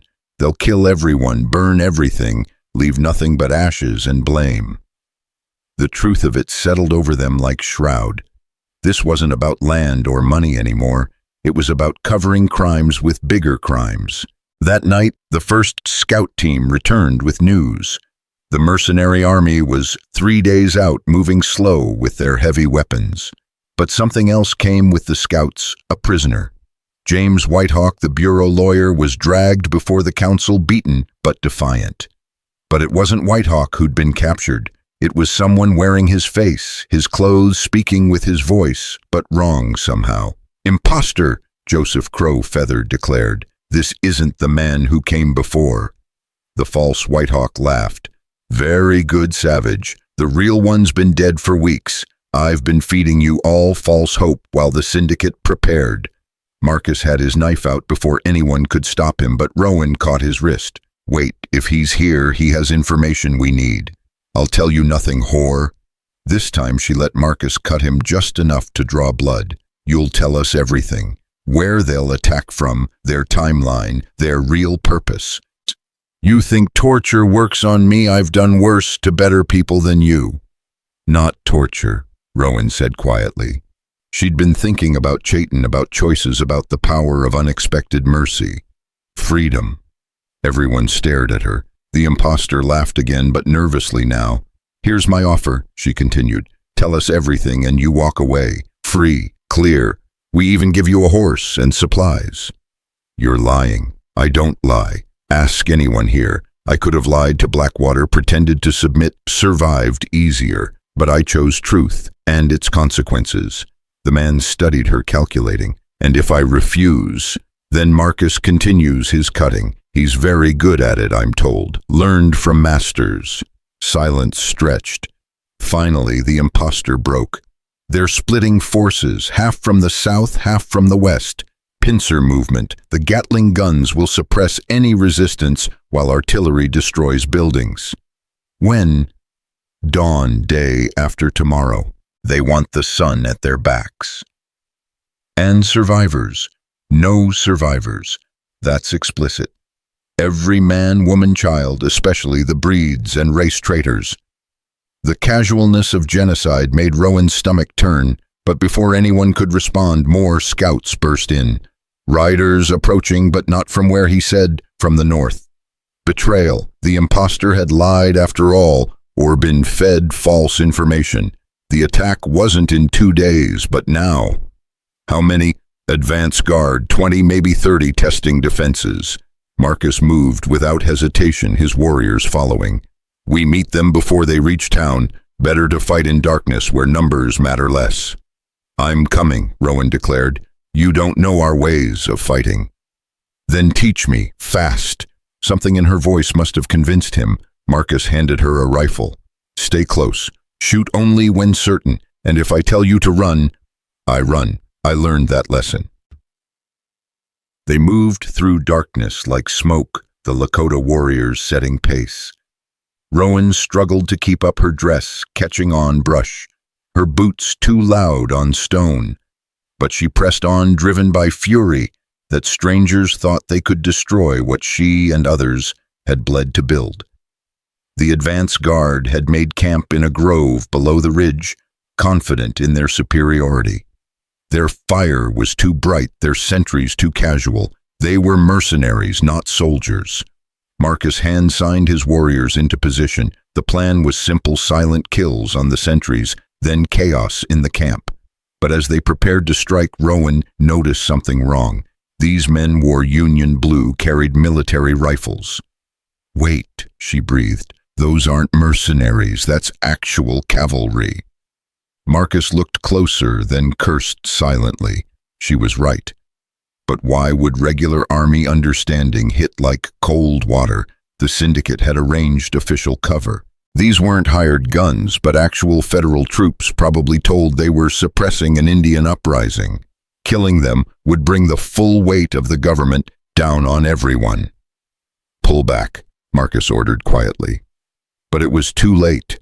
One of the younger warriors, eager for battle, had already moved. His knife found a sentry's throat before anyone could stop him. The man's death gurgle alerted the camp. Indians, we're under attack. Gunfire erupted. The grove became a killing ground, muzzle flashes like deadly fireflies.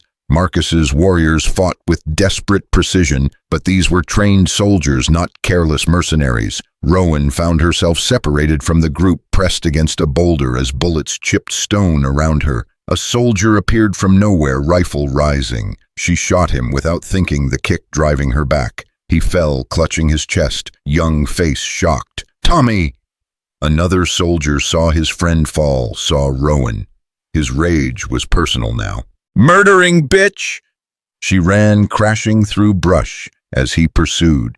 Behind them the battle raged, but here it was just hunter and prey. Her foot caught a root, sending her sprawling. The soldier loomed over her rifle, aimed at her head.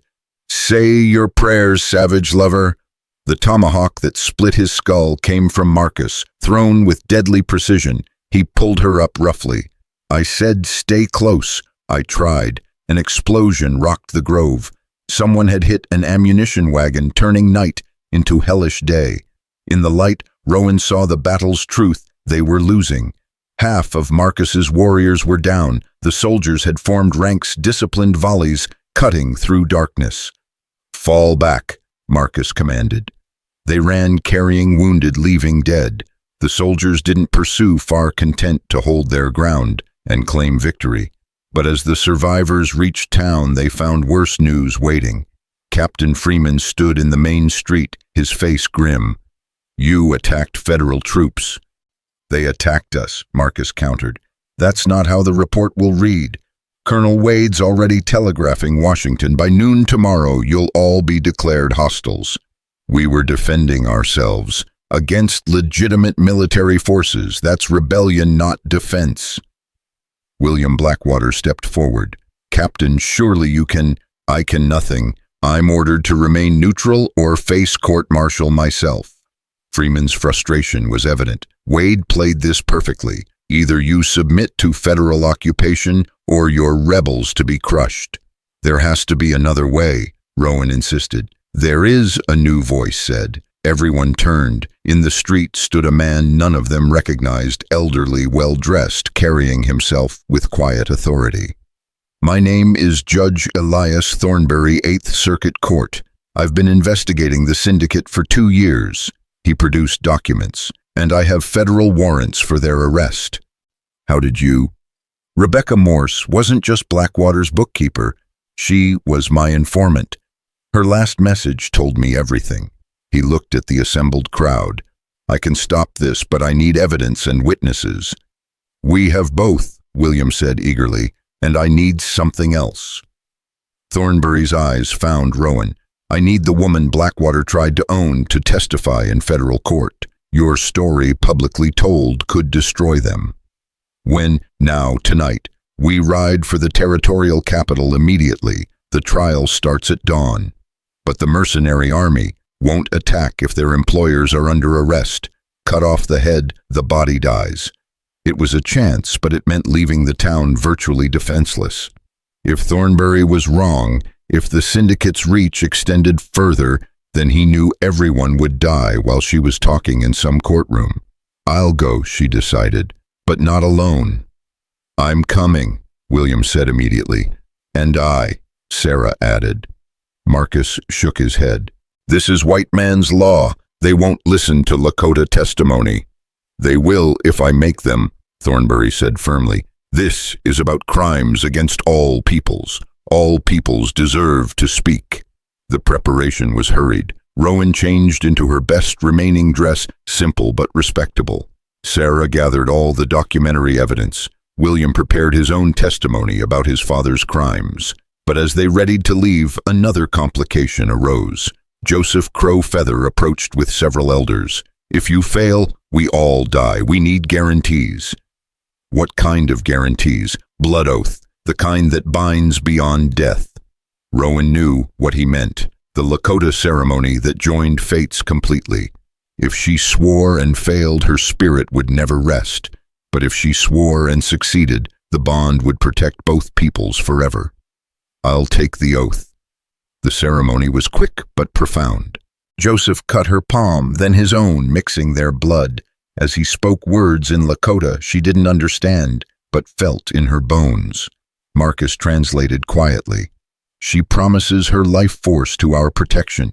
Her victories become ours. Her defeats we share.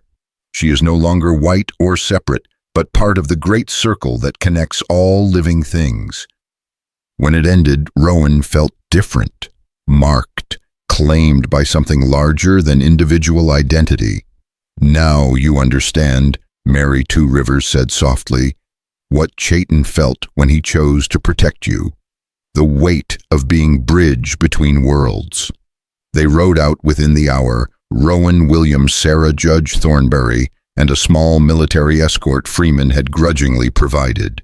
Behind them, the town prepared for siege or salvation, no one knowing which dawn would bring. The ride through darkness felt like traveling through history itself. They passed burned homesteads from the Indian Wars, abandoned mines from the gold rush graveyards, where both peoples lay buried. Each mile was testament to the violence that had shaped this land. "Why?" Rowan asked Thornbury as they rode. "Why do you care about justice for people the law usually ignores?" "Because I had a daughter once. Beautiful-spirited, believed the world could be fair." His voice carried old pain. "She married a man who presented himself as respectable. Railroad money, good family. He killed her for questioning his business practices, made it look like suicide. Blackwater, one of his partners, Richard Crane Augustus's brother. Thornbury's face was stone in moonlight. I've spent 5 years gathering evidence to destroy them all. You're my last best chance. They reached the territorial capital as dawn approached. The courthouse stood like a tomb in early light, but already crowds gathered. Word had spread. The trial of the century, the syndicate versus its victims. But entering the courthouse, Rowan saw the real challenge. The gallery was packed with well-dressed supporters of the accused. The jury looked like they'd been bought and paid for. The prosecutor seemed nervous, fumbling papers. "We're walking into an ambush," William muttered. "No," Thornbury corrected. "We're walking into history." The judge presiding was ancient, supposedly incorruptible. But when the syndicate's lawyers entered a phalanx of Harvard-educated sharks, even he looked uncertain. "Your Honor," the lead lawyer began, "we move for immediate dismissal. These charges are based on hearsay from dead criminals and testimony from hysterical women and savages." "Objection!" Thornbury roared. "We have documentary evidence and living witnesses." "Then present them." Sarah went first, laying out the forged documents with meticulous precision. But the syndicate's lawyers attacked every point questioned, every signature suggested she'd forged them herself for revenge. William testified next about his father's crimes, but they painted him as a son turned traitor, bitter about inheritance, willing to say anything for attention. Then it was Rowan's turn.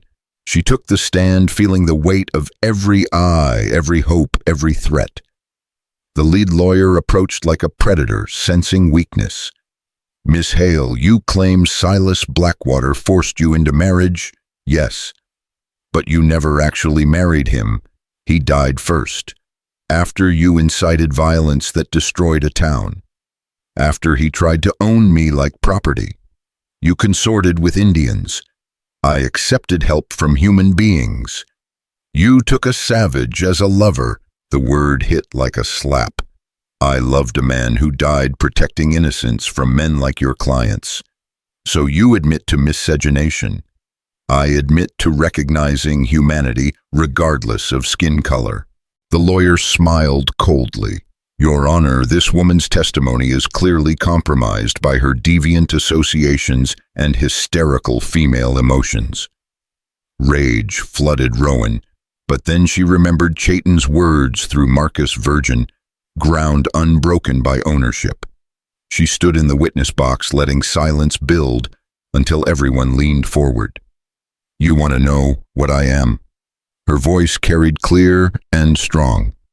"I'm the woman who refused to be owned, who watched her father sell her like cattle and chose to fight rather than submit, who saw a town divided by hatred unite against evil." She pulled out the carved feather Mary had given her. "This was a gift from a Lakota grandmother who saw my spirit breaking and offered hope. This," she pulled out Chayton's ring, "was made by a warrior who died believing people could choose love over law, justice over jurisdiction." "Your Honor, this is irrelevant. This," Rowan continued, ignoring him, "is blood on my hands from defending my freedom. And these," she pulled out Rebecca Morse's final letter, the one Thornbury hadn't seen, "are the dying words of your client's own bookkeeper, naming every murder, every theft, every crime." The courtroom erupted. The letter was new evidence inadmissible without authentication, but the crowd had heard enough. Supporters of the syndicate began leaving, distancing themselves from coming disaster. "Order," the judge banged his gavel. "This letter, can it be verified?" "I can verify it," a voice called from the back. Everyone turned. A woman entered, heavily veiled, but walking with purpose. When she reached the front, she removed her veil. Anna Morrison, alive. The gasps echoed off marble walls. The first woman Blackwater had supposedly killed, standing in federal court. "Rebecca helped me escape years ago," Anna said. I've been hiding in California, but when I heard about this trial, I came. I can verify every word of that letter because I helped write parts of it." The syndicate's lawyers scrambled, objecting, demanding recess, but the judge had heard enough. "I've seen sufficient evidence to proceed. The defendants will be held without bail pending full trial." But as marshals moved to arrest the syndicate members, gunfire erupted outside. The mercenary army had arrived early, surrounding the courthouse. Their leader's voice boomed through a speaking trumpet. "Release our employers or we burn the building with everyone inside." Panic exploded. People rushed for exits but found them blocked. The syndicate members smiled, confident in their backup plan. "You have 1 hour to comply," the mercenary leader announced. Thornbury turned to the judge. "Your Honor, this is witness intimidation of the highest." A window shattered. A smoke grenade rolled across the floor, filling the courtroom with choking black clouds. In the chaos, Rowan felt hands grab her, pulling her toward what she thought was an exit. But it wasn't rescue. The syndicate's men had her, dragging her toward their employers. She fought, but they were too strong, too many. As smoke cleared, she found herself held at gunpoint, a human shield. "New deal," Richard Crane announced. "We walk out free or she dies here."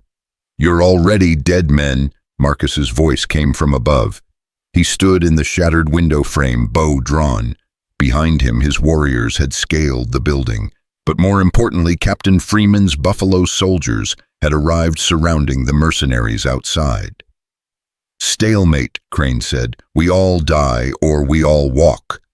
"No." William Blackwater stepped forward, his father's pistol in his hand. "You walk over my father's corpse of crimes."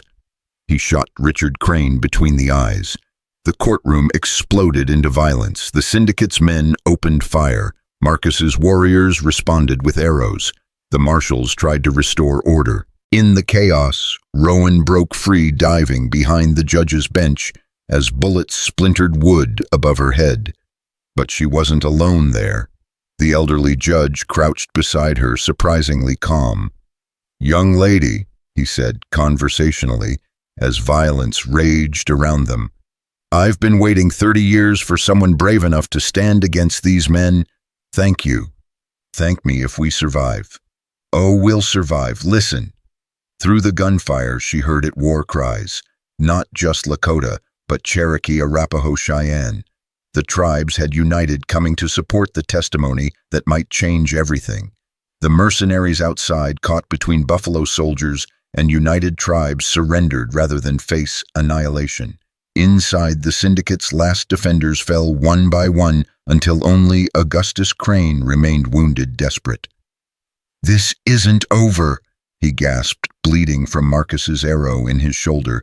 "We have judges, senators, the whole system," had Thornbury corrected, past tense. "Your testimony today, recorded by court reporters, implicates them all. The president himself has ordered investigations."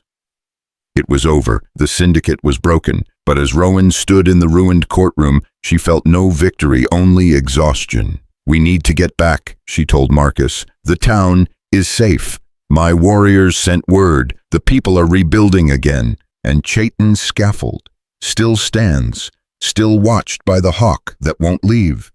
She wanted to go home, strange to think of that destroyed and rebuilding town as home, but it was.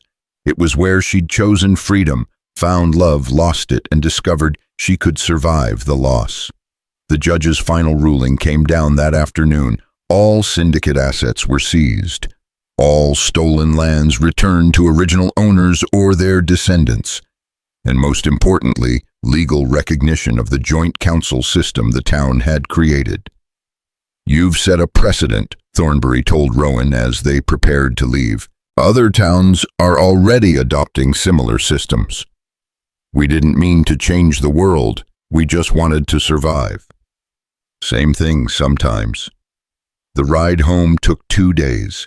As they crested the final ridge, Rowan saw the town spread below, scarred but standing, wounded but alive. Smoke rose from cooking fires, not destruction.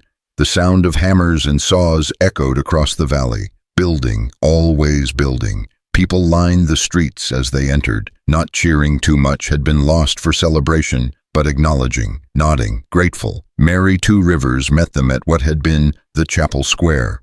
"Welcome home, home." The word settled into Rowan's bones like truth. That night she stood at Chayton's scaffold one last time. Marcus stood beside her, so like his brother, it hurt.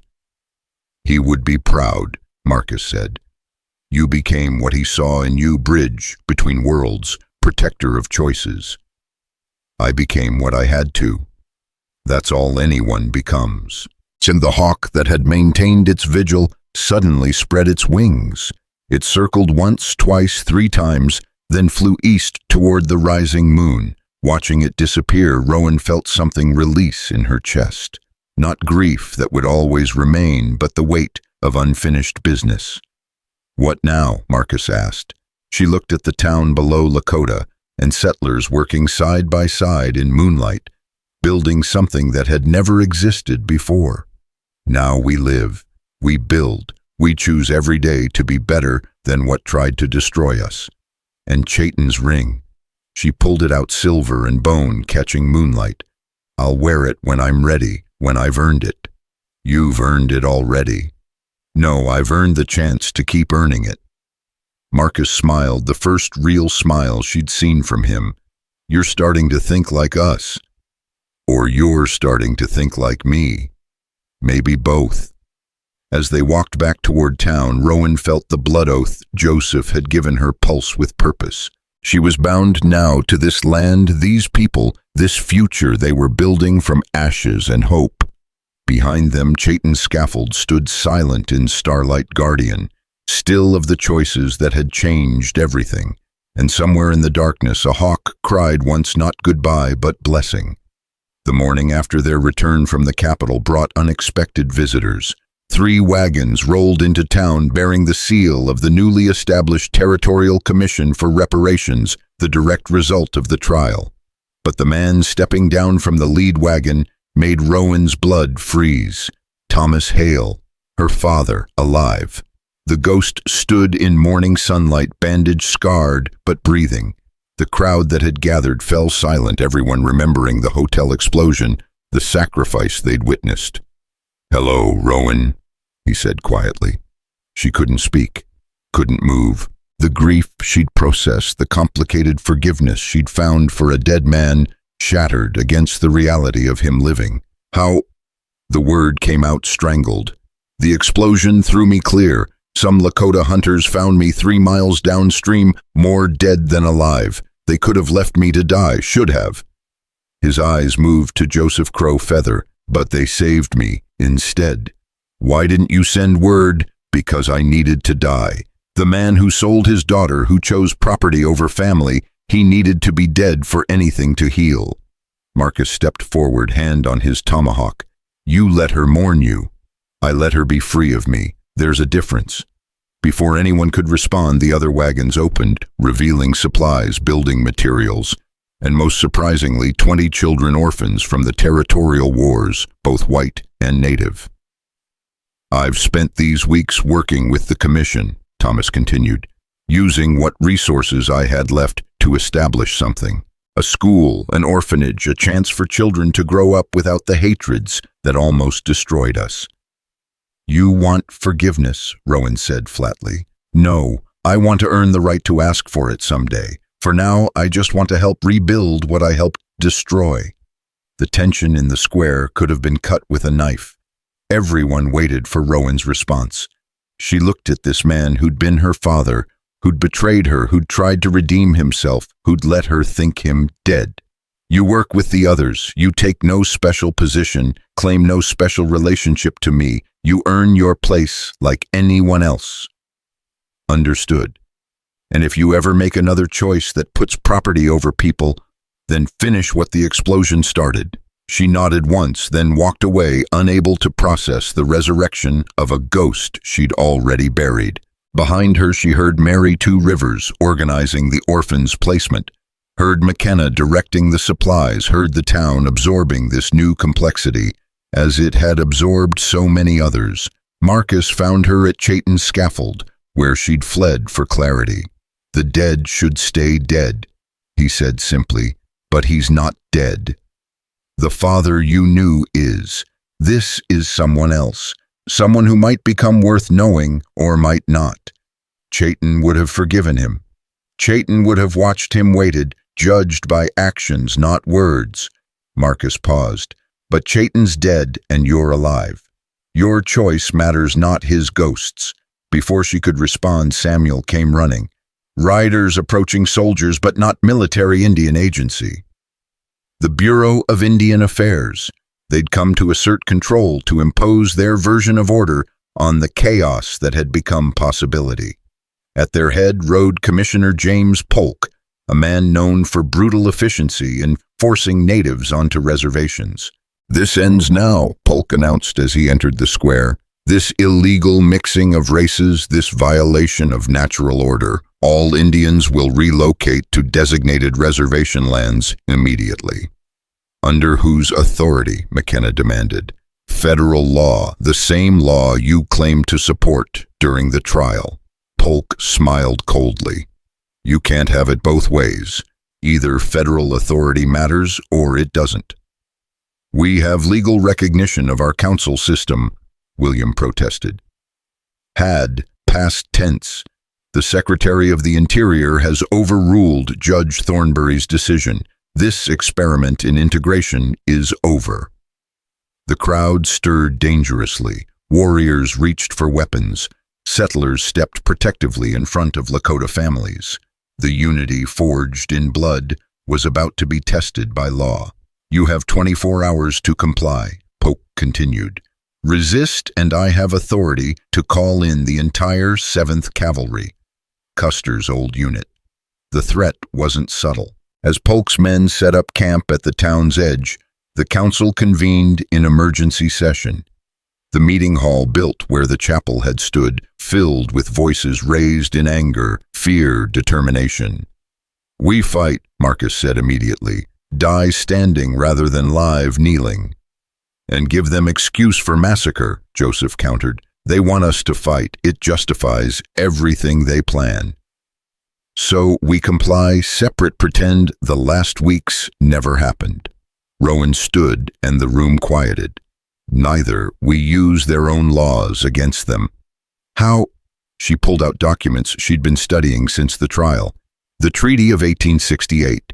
It guarantees Lakota sovereignty over specific lands, lands that technically include this town.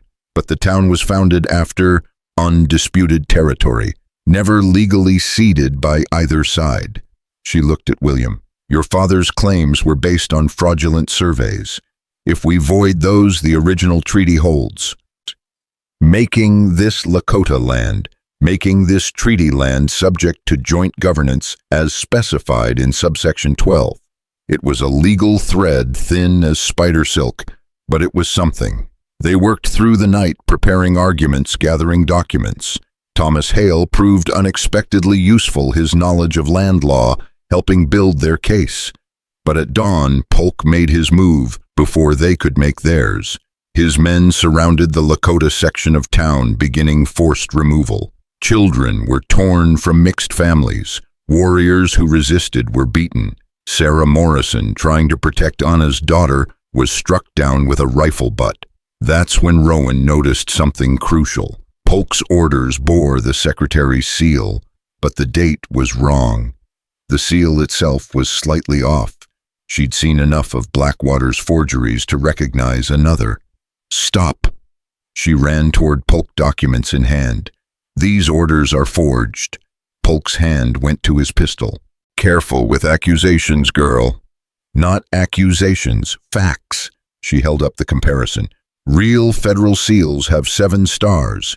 Yours has 6. The secretary's signature loops left. Yours loops right. Coincidence. Like it's coincidence you worked for Richard Crane before joining the Bureau. Like it's coincidence you're trying to clear land the syndicate wanted. The crowd pressed closer, anger building. Polk's men looked nervous, unsure. They'd followed orders, believing them legitimate. Prove it, Polk challenged. I don't have to, you do.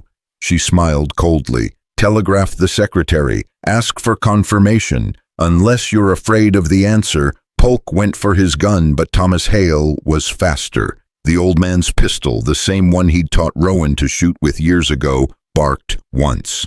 Polk's weapon flew from his hand. "I'd reconsider," Thomas said mildly. "You're surrounded by people who've lost everything to men like you. Don't give them another reason." The standoff stretched taut as wire. Then one of Polk's own men lowered his rifle. "I want to see that telegraph sent," the soldier said. "I didn't sign up to enforce fake orders." Others nodded agreement. Polk found himself isolated, his manufactured authority crumbling. He had no choice but to agree to the telegraph. The response came within hours, direct from Washington. Polk's orders were fraudulent. He was to be arrested immediately. The town's joint council was reaffirmed, and most surprisingly, a new federal mediator was being sent, Judge Elias Thornbury, promoted to special commissioner. As Polk was led away in chains, he snarled at Rowan, "This isn't over. You think you've won? You've just painted a target on this whole valley. We've been targeted since we chose to stand together. Difference is, now we're standing." The celebration that night was subdued but real. In the meeting hall, settlers and Lakota shared food stories, cautious hope. The orphans Thomas had brought were absorbed into families without regard to race. White children with Lakota parents, Native children with settler families. Rowan found herself watching William Blackwater teaching Marcus Greyhawk to read English in exchange for Lakota lessons. Watching Sarah Morrison tend Anna's daughter alongside Mary Two Rivers. Watching her father, she still couldn't think of him as Thomas, working quietly on plans for the school, taking no credit, seeking no praise. "You're thinking too hard," Joseph Crow Feather said, joining her. "I'm thinking about futures, about what happens when we're gone and these children grow up. They grow up different, neither white nor native, but something new." He paused. "Chayton saw this, said you were the bridge, but really, you were the first of what's coming. I'm not anything special. No, you're something better. You're proof that ordinary people can make extraordinary choices." Judge Thornbury arrived 2 days later with federal backing and a mandate to establish what he called the Dakota Experiment, a legally recognized zone of integrated governance. Other towns could apply to join, expanding the territory where old divisions could become new unity. "It's not perfect," he warned the assembled council. "There will be challenges, opposition, probably violence, but it's a beginning." "Beginnings are all we need," McKenna replied.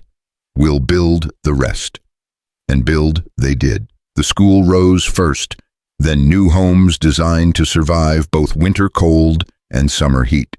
The Lakota taught sustainable farming. The settlers shared engineering knowledge. Marcus organized defense training for everyone, men, women, even older children. Through it all, Rowan found herself at the center, not as leader, but as connector. She mediated disputes, translated between cultures, held the blood oath Joseph had given her as sacred trust. But at night she still stood at Chayton's scaffold, still wore grief like a second skin. "You should let him go," Marcus said one evening as autumn painted the valley gold. "I have let him go." "No, you've preserved him. There's a difference." He pulled something from his pack, Chayton's war shirt, the one meant for his wedding. "He would want you to live, not just survive." "I am living." "Are you? When did you last laugh? When did you last think of tomorrow instead of yesterday?" The questions stung because they were true. She'd become efficient at building the future but hadn't imagined herself in it. "There's something else," Marcus continued. "I'm leaving tomorrow." The words hit unexpected and hard. "Why?" "Because I'm falling in love with my brother's ghost." His honesty was brutal. "Every time I look at you, I see what he saw. Every time you look at me, you see who he was. That's not fair to either of us." "Marcus, let me finish. You taught us that choosing matters more than following. I choose to leave before I become someone. I shouldn't be a shadow of my dead brother trying to fill space he left behind." She wanted to protest, to say she saw him for himself, But that would be lying. He was right. The resemblance was both comfort and torture. Where will you go? North. There are other towns trying what we've done. They need teachers, defenders, bridges. He smiled sadly. Maybe I'll find someone who sees me first, not him. They stood together in silence, watching the sun set over the valley that had seen so much blood and birth. Finally, Marcus spoke again. Wear his ring or bury it with him, but choose. He left at dawn without ceremony, though many gathered to watch him go. His departure created a strange emptiness, not grief, but possibility. For the first time since Chayton's death, Rowan wasn't constantly reminded of what she'd lost. That afternoon, while teaching at the school, one of the orphan children, a little girl named Rebecca, after the brave bookkeeper asked a question that stopped everything. Miss Rowan, why don't you smile? I smile. No, you make your face move, but you don't smile. The child's honesty was piercing. My mama died too, but she told me smiling honors the dead better than frowning. From the mouths of babes. That night, Rowan climbed to Chayton's scaffold for what she decided would be the last time. She placed his ring on his chest alongside the feather, the shirt, everything that had been meant for a future they'd never have. I was virgin ground when we met, she said to the stars. Untouched by trust, unbroken by ownership. You taught me to choose, to fight, to stand. But now I need to learn something else. I need to learn to live in the world we died to create. A warm wind stirred, and she could swear she smelled cedar and leather one last time. Then it was gone, and she was alone but not lonely, complete in a way she hadn't been since before her father's betrayal. She climbed down to find the entire town gathered below. They'd been waiting, she realized, for her to let go, for the woman who'd become their unwilling symbol, to show them it was okay to move forward. Tomorrow we lay the cornerstone for the new courthouse, Judge Thornberry announced. We need someone to speak for what we're building. Rowan. No, we all speak. Every voice, every language, every story. And they did. As autumn turned to winter, the town grew into something unprecedented. The federal government sent observers, journalists came to document the experiment, other towns sent delegations to learn. Through it all, Rowan worked quietly, teaching, mediating, building. Thomas Hale earned his place slowly, never pushing for more than was offered. The day Rowan finally called him father, again simple, casual, while discussing school supplies, he wept silently and said nothing, understanding the gift of that small word. William Blackwater married Sarah Morrison in the spring, a ceremony that blended traditions, languages, hopes. Rowan stood as witness, wearing a dress that was neither white nor traditional native, but something new, like everything they were creating. Any regrets? William asked her at the reception. Every day, but fewer than if I'd made different choices.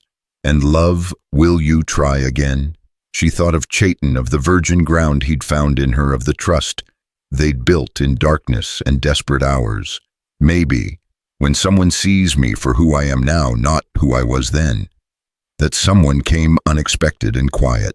David Chen, a Chinese railroad engineer who arrived to help design the new irrigation system. He didn't know her story at first, didn't treat her as symbol or survivor, just as a woman who argued passionately in council and taught children with patient grace. You're different from what I expected, he said one evening as they reviewed water distribution plans. What did you expect? Someone broken or bitter? Instead, you're complete, scarred, but whole. We're all scarred here. Yes, but not all choose to become beautiful because of it. It wasn't love at first sight or even second. It was slower, built on shared work, quiet conversations, respect for boundaries neither pushed. David understood about going slow, about trust earned in increments, about love as choice rather than conquest. The day Rowan finally kissed him, a year after they'd met under the apple trees that now grew where the chapel had burned, she felt Chayton's blessing in the wind. Not approval needed, but peace offered the past, releasing its claim on the future. They married 2 years later in the meeting hall surrounded by the town that had become a city, the experiment that had become a movement. Judge Thornbury officiated, Joseph Crow feather blessed them. Mary Two Rivers sang, Thomas Hale walked her down the aisle, their relationship rebuilt on new ground, honest about its breaks but stronger for the healing. "Do you take this man?" Thornbury asked when the moment came. "I choose this man," Rowan corrected the words, carrying weight of everything she'd learned about the power of choice. Their first child was born as the new century turned a daughter they named Hope in English Wastewind, in Lakota, a child of both worlds, neither something entirely new. As Rowan held her baby, she thought of everything that had led to this moment. The wedding dress that had been a shroud, the blood on white lace, the man who'd died protecting her choice, the town that had burned and risen, the father who'd betrayed and tried to redeem. The future built on ashes of the past. "Tell me the story." Hope would ask years later, old enough to understand that her mother was somehow important to the town's history. Which story? The one about the virgin ground. And Rowan would tell her carefully, honestly, about the woman who'd whispered, "I am a virgin, go slow." Not about her body, but about trust itself. About the Lakota warrior who'd understood that protecting someone meant protecting their choices. About the town that chose unity over division, the people who chose to build rather than burn. Did you love him? The warrior who died. I was learning too. He taught me that love isn't ownership, but protection. Not taking, but waiting. Not conquering, but choosing. And Father, your father taught me that love can come after loss. That hearts can hold more than one story, that choosing to trust again isn't betraying what came before. The town grew into a city, the experiment into established law. The Dakota territories became a state with the most progressive integration laws in the nation. Other places followed suit, slowly, imperfectly, but following. Rowan lived to see her grandchildren born into a world where Lakota and settler Chinese and Mexican, black and white, worked and lived and loved together. Not without problems, not without conflicts, but with the fundamental understanding that had been bought with blood in 1879, that choosing to stand together was the only way to stand at all. She died at 87, surrounded by family that reflected the world they'd built. Her last words, recorded by her daughter, were simple: "I chose well." They buried her beside the memorial they'd eventually built for Chayton, for all who died in those terrible transformative days. The inscription read, "Here lie those who chose freedom over safety, unity over division, love over law. Their choices echo in every choice we make." At her funeral, an ancient Mary Two Rivers, the last survivor of the original conflict, spoke. "She came to us virgin ground, untouched by trust, unbroken by ownership. She left us as fertile earth where new things could grow. She was the bridge we walked across to find each other." As they lowered her into the ground, a hawk circled overhead, descendant perhaps of the one that had watched over Chayton's scaffolds so long ago. It cried once sharp and clear, then flew east toward the sunrise, toward tomorrow, toward all the choices yet to be made. The children watching Lakota settler mixed new saw it as a sign. Their parents who knew the real story saw it as reminder that every choice matters, that ordinary people can make extraordinary decisions, that from virgin ground treated with patience and respect, the most beautiful gardens grow. And in the school that still bore Chayton Greyhawk's name, teachers would tell the story to new generations, always ending with the same words. She was virgin ground when it started untouched, untrusting, unbroken. She became the earth where the future took root, not through conquest but through choice, not through taking but through teaching, not through owning but through offering. She whispered, "Go slow," to the world, and the world finally listened. The story became legend, the legend became lesson, the lesson became law, and somewhere in the wind that still blows through the Dakota valleys, mixing sage and sweetgrass prairie and pine, you can still hear the echo of choices made, when choosing seemed impossible. The virgin ground that became a garden where all peoples could grow together, different but united, scarred but whole. Choosing every day to build rather than burn, to trust rather than fear, to love rather than own. This is the story of Rowan Hale, who refused to be owned and chose to be free. Of Chayton Greyhawk, who protected that choice with his life. Of a town that burned and rose. Of people who chose to see each other as human. And a virgin ground that became fertile earth, where the seeds of the future took root and bloomed into something beautiful, something impossible, something chosen. The end came not with conquest, but with choice. Not with taking, but with teaching. Not with owning, but with offering. She had whispered, "Go slow," to a warrior who listened. In listening, he taught a world how to love.